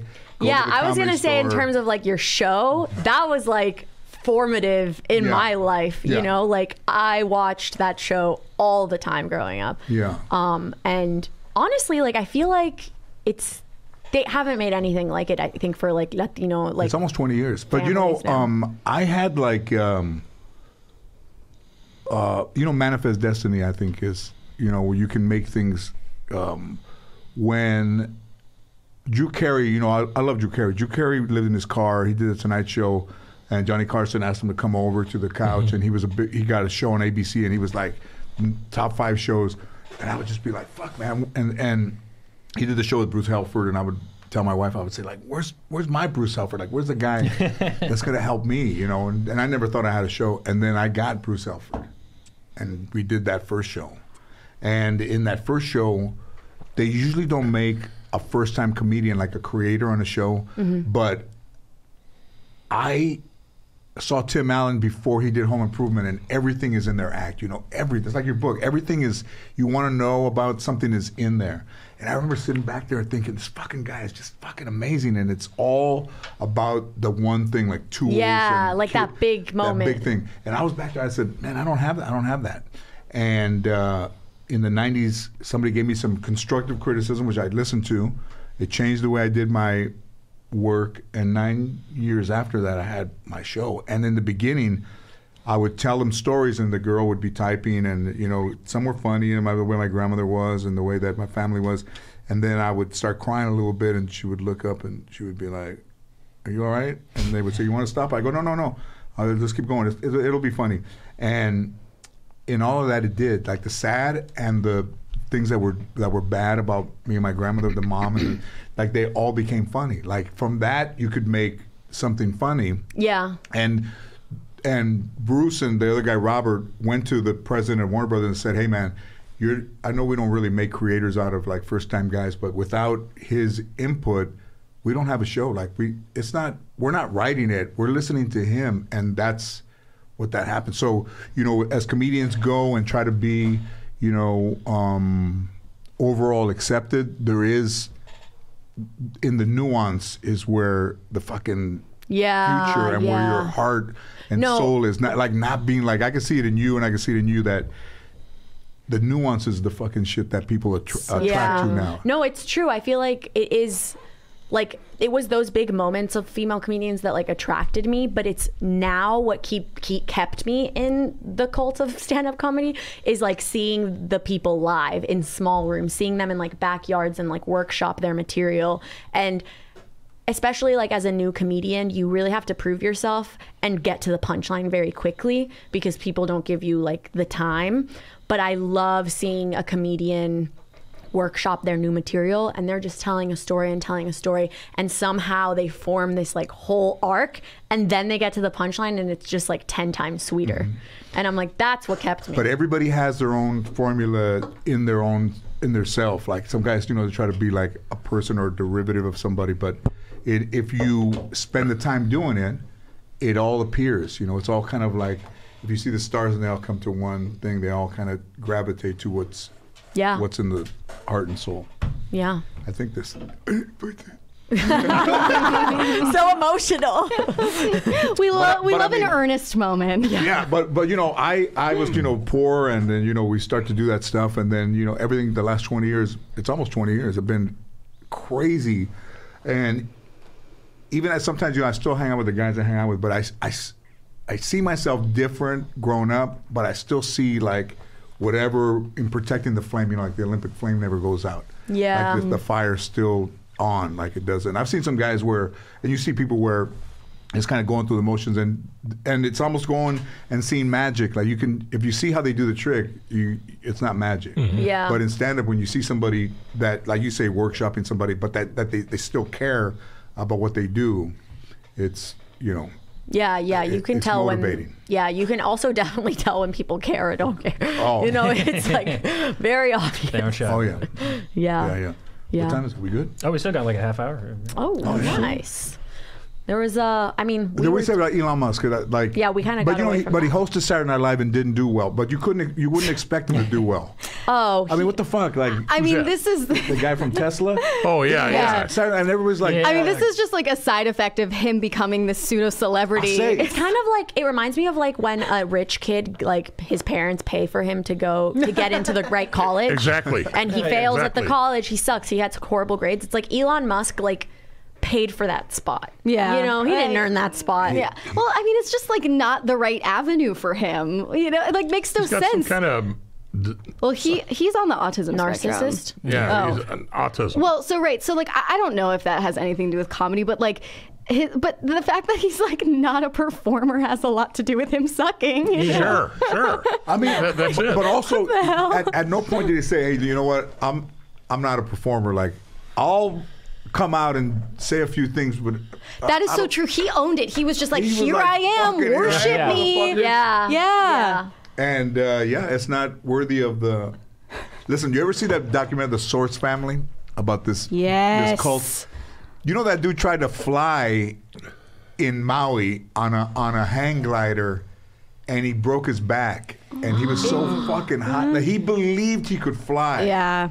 You Yeah. know, they were onto him here, and then they moved to Maui, and they bought a bunch of property. often Source what Family. They had happens. that restaurant. A lot of people went to that restaurant by the Yeah. Comedy Store. I think it's Baja Cantina now. Oh no shit. And he had all these women, all these kids that had instruments, and it was a big thing. Yeah, the natural thing, all Stevie Nicks and Joni Mitchell, everybody went over there. And then they got into this whole cult thing, Rolls Royce thing, the guy in the robes. And then they got onto him tax-wise here, the kids and all that stuff, and they went to Hawaii.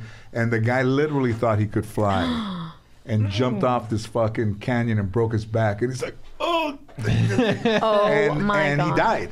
And it's just like this guy. He died? It's literally the Icarus story, Yeah. like Yeah. straight up. It didn't Completely. even change the details. Yeah, I mean, Yeah. I'm fascinated by like what builds up people's ego to that level. Like, is it society? Is it some underlying personality disorder? Is it like a mental health thing? Like, is it a combination of all three? Like, I'm fascinated because sometimes people will ask me like, what's the difference between you and a cult leader? Like, you're trying to get people to listen to your work, and like the second you start defending why you're not a cult leader, you instantly sound like one. Yeah. So I try to just deflect. But like in But you're not all telling earnest, people how to think. You're explaining.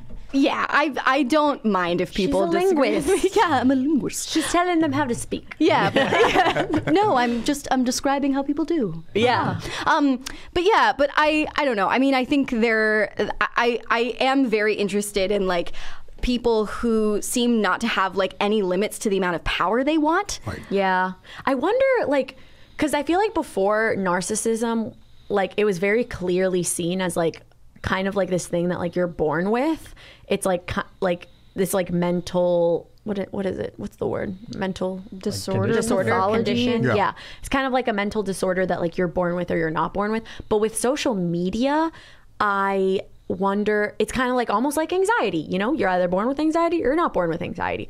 But you're born with narcissism, you're not born with narcissism. But social media has like put us in this other space where like you can kind of get those things from social media. Like people start becoming, they feel godlike. And what about filters? Like you look at what people can do with pictures in a filter where, they expose like Khloe Kardashian or. Yes. Oh my Yeah. God. Yeah. Well, we're No, gonna. Chloe. Yeah. Can But I I mean, say all that- of them. Okay, what did she Can I do? say that What did when I had Chloe my do? talk show, I was close, very close with them, and I don't know if we might take it out. But I was flying to Cleveland to do a show on a red eye, and Chloe got on the plane, and I looked at her and I looked away, and she goes, "Psst," And I look back and she goes, Chloe. And I said, oh, hey, I thought that was, I fucking Didn't even recognize her. her. Well, I think what a lot of that does Because is it was in person. Yeah. I think a lot of those filters and such like almost make us delude ourselves. Like we forget what our I don't own think they selves don't know. look I don't like. think they know what they look Yeah, like. so true. Oh my God, wait, can I tell a fun story about a Kardashian? Yes, please. Okay, in my former life, I worked as an editor at an online beauty magazine. That was another cult. I conformed, I had blonde hair, it was a whole fucking thing. Online. Can we Yeah. put a picture of you blonde on the... Oh God. If you send Like it to Rick me, we'll Glass- mess it Yeah, up. whatever, We're gonna put a picture of whatever. you blonde. All right, back, and we're But back. there was this one time when I was like shepherded in a big black SUV to the Four Seasons in Westlake to interview Kourtney Kardashian about some brand partnership that she was doing, and we talked about like skincare for a while, and then I asked if I could get a picture. Of course, you want the selfie, and she was like, "Yeah, 1 second. What's her Harush?" Or I forget what her assistant's name is, but she like called over this assistant. And we posed together in a number of different like lighting situations to get it perfect. And then the assistant was like, "Do you have Facetune on your phone?" And I was like, "Yeah." And I handed my phone over, and she was like, "Okay." And she like started Facetuning Kourtney for me and my like shitty little Instagram. And I was like, "Oh, well, Facetune me too." And she was like, "Don't worry, I will." Oh my God. And she made my arm like half its size. Kourtney's waist came in like this, and her ass came out like this. And They're gonna come for us if this is public. well, I mean, I think I actually Scientology. included it in my Yeah. write-up, but like I was just so Can we interested. take a picture of Gil and can you Facetune it? I mean, Yes. Well, unfortunately, I do Does know not how to do compute. this now. But I was just amazed that like even the Kardashians don't look like the Kardashians. Yeah. I worry Get about in like there. I'm their. gonna we're gonna. Okay. Yeah, no I problem. worry about like. I mean, you their- are perfect, but I can. You are perfect. But I can make you look like a Kardashian. I have Facetune, by You the are way. perfect, I have but we have Facetune. Facetune? I have Facetune We have too. notes. Oh, Facetune And too. do you know Oh, what Facetune Facetune is? too. It's like another app that you can like mess with. It's like to edit. Your You can Photoshop like, for looking good. Oh, Facetune 2. Do I even know? Oh, sure. Okay. So we're taking a picture and they're I don't know if I should do this. Fix me up. no. Fix me up. But Do it's it. also it's not what was there right in that room. Like they tuned you up. She tuned herself up. Yeah. And all of a sudden, it's out there and even like a, and I feel like that only leans into that false narrative because it was such a small picture. Like Amanda, like at the time, I don't know if you I had maybe a big had following. had maybe like 1,000 Instagram followers. So like, it was like if a person with just 1,000, if this famous person looked perfect in that random picture with this random person, then that almost makes it more real. but also it's like almost like in a sense phishing, where if you get somebody like that and you put them on your account, now all of a sudden they draw people to you and they follow you. Yeah, that and too. they're like, right?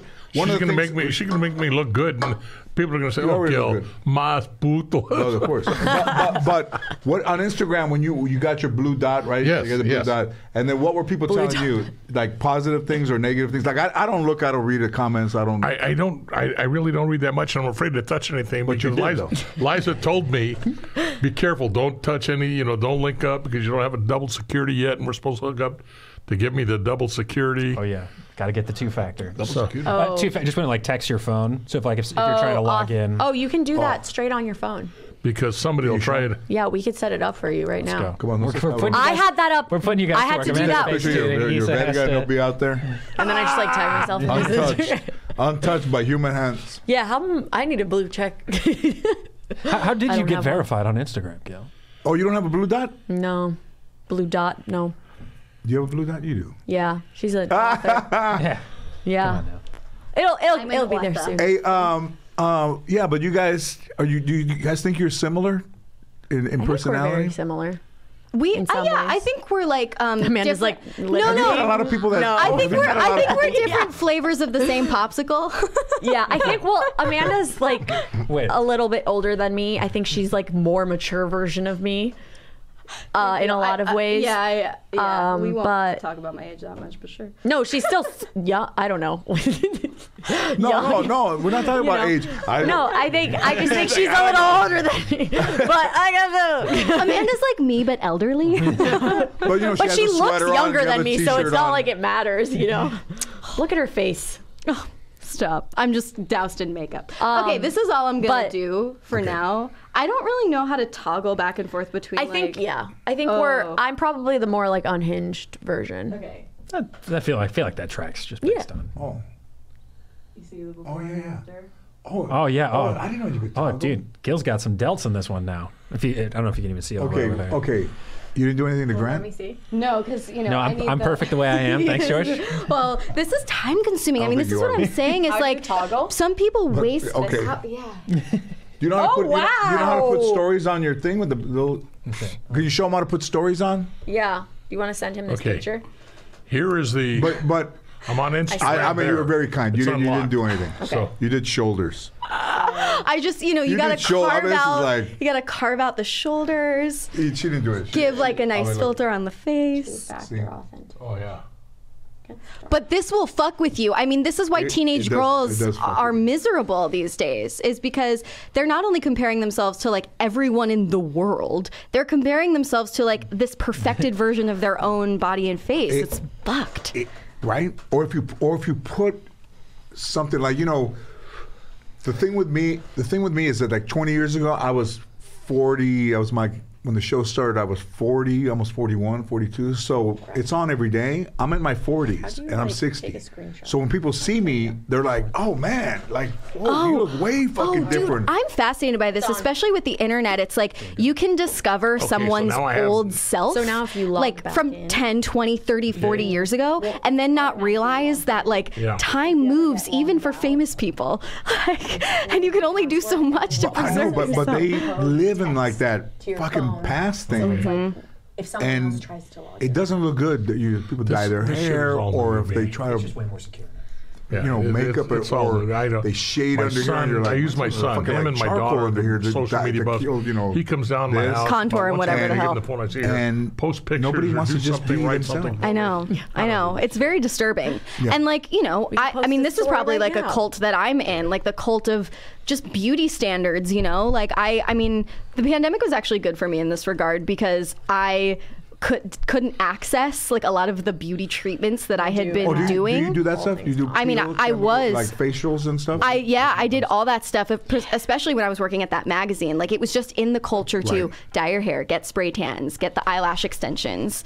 And now I don't really do that stuff anymore because I was like reacquainted with what I actually look like. but yeah, I know. But did you do it before you worked at that magazine? No. And so being in that world, like fashion is fashion, right? Yeah. So, yeah. So you do. It had a What did your strong parents say effect. about the spray tan stuff? Everyone But you had who knew blonde and hair, though. I had blonde hair. Everyone who knew and loved me hated it. They thought I didn't look related to my family. It was disturbing. Yeah. So I don't know. But you almost felt like you had to do it, like it's part. It's Well, like it's around so much. Similar that- to cult influence, it's like I felt conditioned to want to do it. I felt at times a little bit coerced into doing it, but at the same time, nobody had a gun to my head. Like if I wanted to look more natural, I could have, but like there's this part of you that wants to conform, that wants to be like your best self, however that best self is being defined by the group. Is it like The Devil Wears Prada? It was like the LA version of that. Yeah. You seen The Devil Wears Prada? No, but we're saying I'm back to that. It's a spray great stuff. name, by the way. I was Yeah, just, I love that movie. I was just listening to the Chris 103.5 LNK, her show this morning, and she had a guest on there, and they were talking about the female guest was talking about the first time that she kissed her new male friend, and it grossed her out because he stunk. He had this spray, and he no longer does. He would spray on this tan stuff, but it really stunk to high heaven. Yeah, the fake tan does fake smell tanners Yeah. smell terrible. horrible. And she says, "Here, I thought this was an Italian guy. Come out here, real Italian tan. and I can this is smell it." that you are not Not in Italian. And then LA. when Nothing she is smelled it, real she said, here. It really grossed me out. So Yeah, it's uncanny. It's like you're a human approximating a human. You're Okay, not so- really. Donald Trump. So he's orange. Yeah. Right. but he paints himself fucking orange. Like, and there's like Yeah. white around here. Yeah. I know. So the people that follow him, if you follow him, I mean, he doesn't like immigrants. His wife doesn't speak English. All his wife have been immigrants, and the contradictions. And but he tries to be they are tan. willing to fucking go to the mat for die for that guy, and he could give a fuck about anybody but himself. Well, and exactly, but then the odd part is that those people like his sort of filterless, say it like it is honesty. I think they think all politicians don't care if I'm dead. He's just saying it out loud, and I respect that. Yeah, I also think that with Americans love to think that like they're the unique and they're the special one. And so if Trump is hating on everyone, his fans, I think like, but it would be different with me. Mm-hmm. It would be different with me. Whereas like with regular politicians, they love everyone. And so they're like, oh, that's not special. Then I'm not special. And so they like that they're like, they could be the unique one, but it's delusional because Trump doesn't like anyone but himself. And then at what point are comedians held to a higher standard than politicians? Because I got almost 2 years ago next month, I got a visit from the Secret Service over something that I said. but if you look at what politicians say, their words are more damaging. Like it's in jest. Like you can't forget that it's in jest. Mm-hmm. Or if somebody were to say, well, that's not funny. Like that's supposed to minimize us. Yeah. But really, we're speaking the truth. Right. Yeah. Well, politicians, I think, like a lot of them are like literally lawyers. A lot of them are like, they have like more power under the law. So I think like what they say is allowed to be more scrutinized. But also they lived in that fucking place where if they got elected, they could be there forever. Like I went to D.C., I talked to a lobbyist, and they were able to throw money around and accept gifts and do shit. Lobbyists run this country. They were lobbyists it was like being having your own fucking laws in your own country. You could throw money at my God. That's I always say, everyone always talks about how Latin American countries are so corrupt. And it's like, America, what? I'm like, lobbying is legal corruption. Well, speaking of Netflix cult documentaries, did you watch The Family? No. That's about this like evangelical cult that puts on the National Prayer Breakfast every single year. Remember that? Oh, yeah. That is from way yeah, like way, Doug way back. Coe is this now deceased like evangelical maniac who like is secretly controlling politics in these really disturbing ways. Yeah, motivated by his own interpretation of Christianity and whatever. I mean, politics is really and generationally they held the same beliefs as guys came up and politicians were removed. They stayed on the same almost like finding that book, almost like and there's some movie where How to Talk to a Girl, they find that book. It's like it's the book like 50 years later. Follow the rules. Oh yes, it's this obviously like incredibly misogynistic, like macho way of looking and approaching the world. But I think speaking to like why people hold comedians sometimes to a higher standard than politicians is, I think in part because of certain biases, like where we think of politicians as sort of like evil, like a lot of us do. Right. And so we think like, well, of course they said this terrible thing. But a comedian, like we look at them with stars in our eyes. They're like, I think that's such a new thing though. You know what I mean? Like I feel like now that I think it falls under the umbrella of like entertainment, people in entertainment, celebrity, actors, writers. There's this whole like movement around Hollywood that is generally liberal, like people are mostly like for, equality and human rights. And like, that's what people, people talk about in their speeches. So people hold comedians under that umbrella of like, oh, like, you should be for the right thing. That's why they hold them to a higher standard. Tim Allen's show was on, I know Tim Allen for a long time, and his show was on ABC, and then it got canceled, and he came out and said, I think it got canceled because I'm right, a right-wing guy. And then it ended up at I think Fox Network picked it up for like another 4 or 5 years. Yeah. Like almost, and that rarely happens. Yeah. And it just finished last year, but I know him, I'm friends with him, our politics are different. The one that's crazy is, I grew up going to see Ted Nugent all the time. No. And then he becomes this fucking, we'll get him on here. Okay, please. And I posted a picture because I met him 12 years ago, and then we became friends, and they're like, how the fuck can you be friends with that guy? You're a fucking Chicano, you're a Latino, and this guy's over here. But it's like, it's about the music. It's not about, I respect his politics, and he respects mine. It's like, whatever. But if I wanted to hate him, you could hate him for his politics, but not for the music. I grew up with the music. But remember It's when like politics Kanye. used to be like you didn't based on policy and not like wanting certain people Right. to literally die? Yeah, There's definitely like a line. Yeah, I feel like with the second Trump election, like the first Trump election, like I have a friend who voted for Trump in the first election, and he's like a gay man, and so we were all shocked. He also told me like 3 months after the election, so. He like confessed. Yeah, he confessed to but me. it was a big deal. It's a big deal. Yeah, right? yeah, and that was the first election. I think by the time the second election came around, for me, it was like harder to see eye to eye with those people. But Well, also, but if you know that you subscribe, like if you believe that, if you believe what he believes, and you're with that, then it's Exactly. It's And damaging. Trump is different from like Republicans. Like those are Exactly. two. I don't you know. I don't know what it was like in your home. I do know that politics were never spoken in my home growing up, at all. Never? Never. And I remember my dad was deceased, and I'm a working cop. And when I came out of the Army, and when I went into the Army, I was 17 years old, and then I registered to vote, and I registered as a Democrat because all I was ever taught that I thought Democrats were always for the poor people. And I was one of them poor ones. So I went on. Now, years later, my dad's passed away. I'm in my late 20s. My mom asked me, hey, what do you think about this thing right here? I said, Mom, maybe you ought to ask one of my sisters. And she said, what do you mean? Why won't you ask her? I said, well, I'm a registered Republican. I registered Democrat when I first, now I'm registered Republican. And, that answer, get an honest answer from one of my sisters. And she said, well, that's a doctor's office. Okay, Oh, you need to grab it? wait. No, it'll wait. Well, at least I'll just put it kick on. it. He's just trying to sell you medication you don't need. No, I heard you talking about this. they're reminding me I have an appointment tomorrow. That's all they're doing.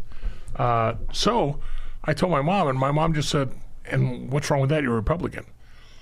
And my dad was a laborer all his life. And I said, well, because I'm Republican, my dad was a Democrat. She says, what makes you think your dad was a Democrat? Yikes. Yeah. And so we had never talked about it. She says, your dad used to say, if I got to work It and I sounds got like to seeing pay, him in heels. You're like, what? Yeah. Who are heels? and he just said, hey, if I got to work and pay for everything, so should they. I'm tired of giving free. Listen, every time tax season comes around, I'm like, am I a Republican? No, have you ever like accidentally like put the wrong address on your Amazon? Like one time I was ordering something from Amazon and I put my parents' address in Virginia, and then I was like, oh shoot, I need to change it to my address in California. And the tax was like 3 times as expensive, and I was like, God damn it. Yeah. But nobody ever spoke politics or religion. No, they didn't in my house. And in that time of the last 6-7 years, people were fucking killed at Thanksgiving dinner over political beliefs. Like, Yeah. you started fucking fighting. Yeah. And We For talked about it a lot in my family. For me, it wasn't talked about because like we became citizens my sophomore year of college. So we couldn't vote before, you know what I mean? Yeah, yeah. So it was like my dad would watch CNN all the time, and like, but it was more like a hobby. Like it wasn't like, oh, it's not like you could do anything about it because you couldn't vote. But so also, it wasn't. people would vote on pictures and vote on videos, but not vote in an election. You Yeah. know? And that's what I think the red counted on, was that the Democrats, had the low voter turnout. Yeah. Yeah. Right. Because younger people tend to be left and younger people tend not to vote. And they would always vote, so they go, well, by sheer, like, our votes are our votes. We're going to know that there's a certain portion of them that are not going to show up. And, my grandmother was born in El Centro, California, and I never talked to her about this, but from the time that I turned 18, she voted in every election, me growing up, and then from the time I turned 18, she voted in every election, and she would call me and say, make sure you go vote. And there wasn't really a lot of things that she was kind of that strident about. Yeah. But the elections were them. And I'm like, Yeah, it's it a was. trip from her. And the other, you said it didn't have politics or religion. My dad was not a real religious man. But my mom told me that the only time he went to church every Sunday was when I was in Vietnam.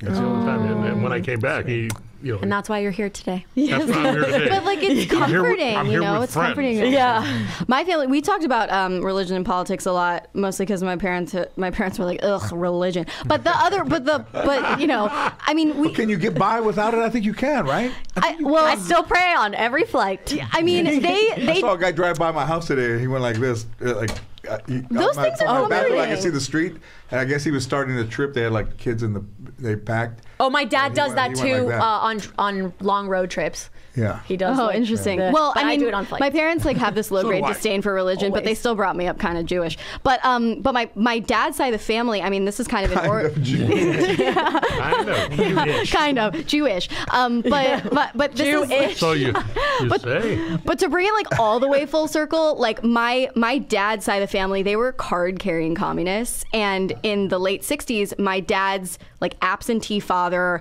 and new wife joined this socialist cult. And my dad was 14, so he had to go with them. And hearing those stories of my dad's experiences on this like socialist utopian compound are part of what like planted the seeds of my Completely. There interest you in go. cults. Yeah. Because Yeah. there's like there's horseshoe theory, right? Like the extremes of both political parties end up in kind of a similar place. It's like that SNL sketch, Republican or Not. It's like, are you wearing camo because you love the military or because you're trying to look like Rihanna? Yeah. But you know what? You said it. I mean, here we are. We went around and we did 2 hours and we come back and it is. It like is a that. horseshoe. I love the horseshoe because theory. of what he did. You went, yeah. It's like almost when sometimes if you're so gay, you're straight. No, I'm just kidding. I'm gonna think about I'm in the middle. I'm in the middle. But you know, people are gay, or they say, "Oh, I'm gay." Where before nobody said, "I'm gay." You assumed if someone was gay Yeah. or not. Yeah. Right.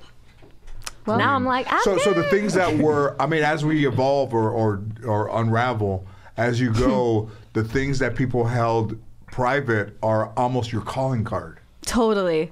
I mean, Yeah. culture is changing for better and for worse. It's like Facetune is ruining our lives, but now you can be gay and not like get killed all the time. yeah.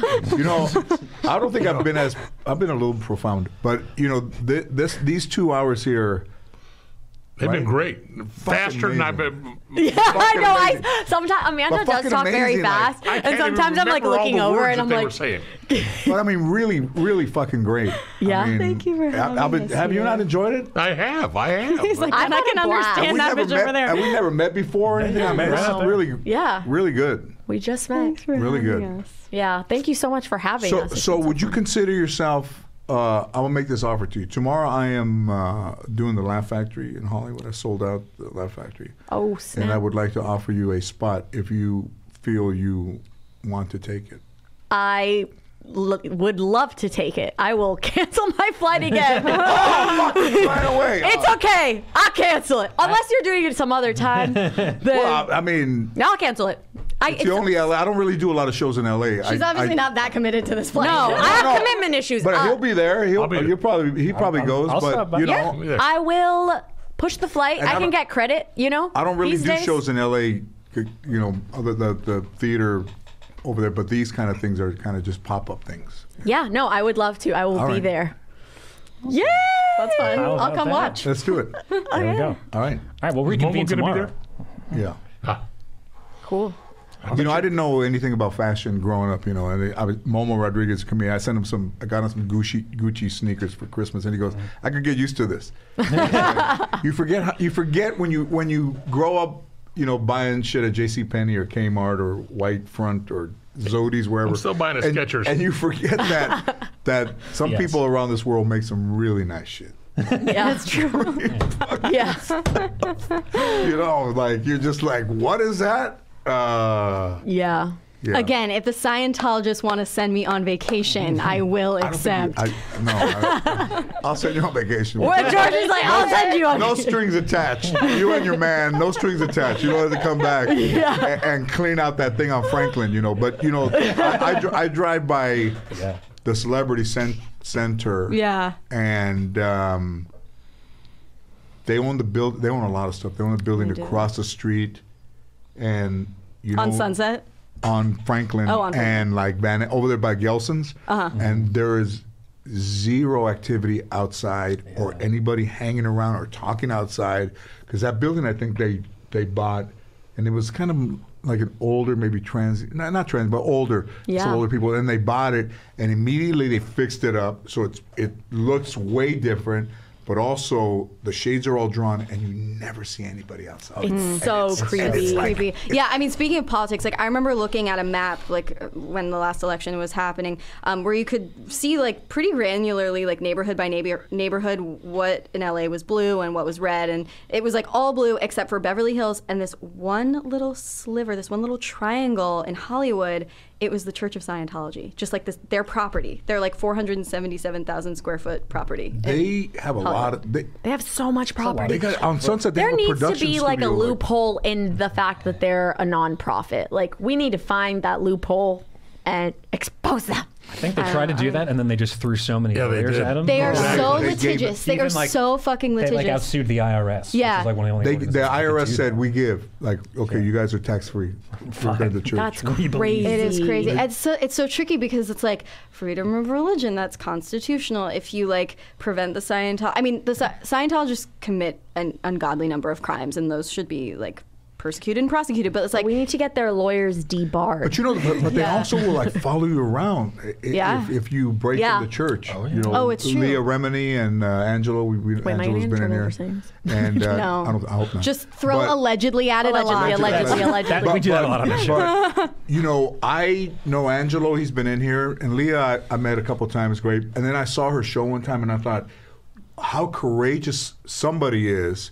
For whatever, to take on General Motors or take on whatever, but to be a person and to say that this is not right, that when somebody leaves, you follow somebody and you get like this close and you can't touch them, and you know you can't touch them, but everywhere you go, they're following you and they're looking at you, and I mean that. You know, in religion, you wouldn't expect. It is really courageous because, like, when a whistleblower comes out and tells their story and is able to verify it, and that is a grueling process. Like, to be able to come up with the evidence to talk about your trauma in public and not get sued, like that paves the way for other people to come out and speak against the atrocities that they experience. Because it's like, okay, this person said it out loud and didn't get sued, so now I can say it out loud and not get sued. We did a show in Clearwater, and Clearwater's like their central place, and I looked outside and at the hotel, and you're like, okay, there's a downtown right there, and there's really nobody there. Then you see the S, and then we get in the car and we're like, this is a whole big thing. And nobody who lived in Clearwater, as the Scientology set up their headquarters there, would feel comfortable coming downtown. So it became almost like a Wild West movie set where only those people came downtown, and the people that were from Clearwater decided that since I'm not one of them, I didn't feel comfortable going downtown anymore. And you could see it in it. You could see it from the window. You're like, and the building that was across from me was a huge building and lights on and no one in the building, like nobody in there.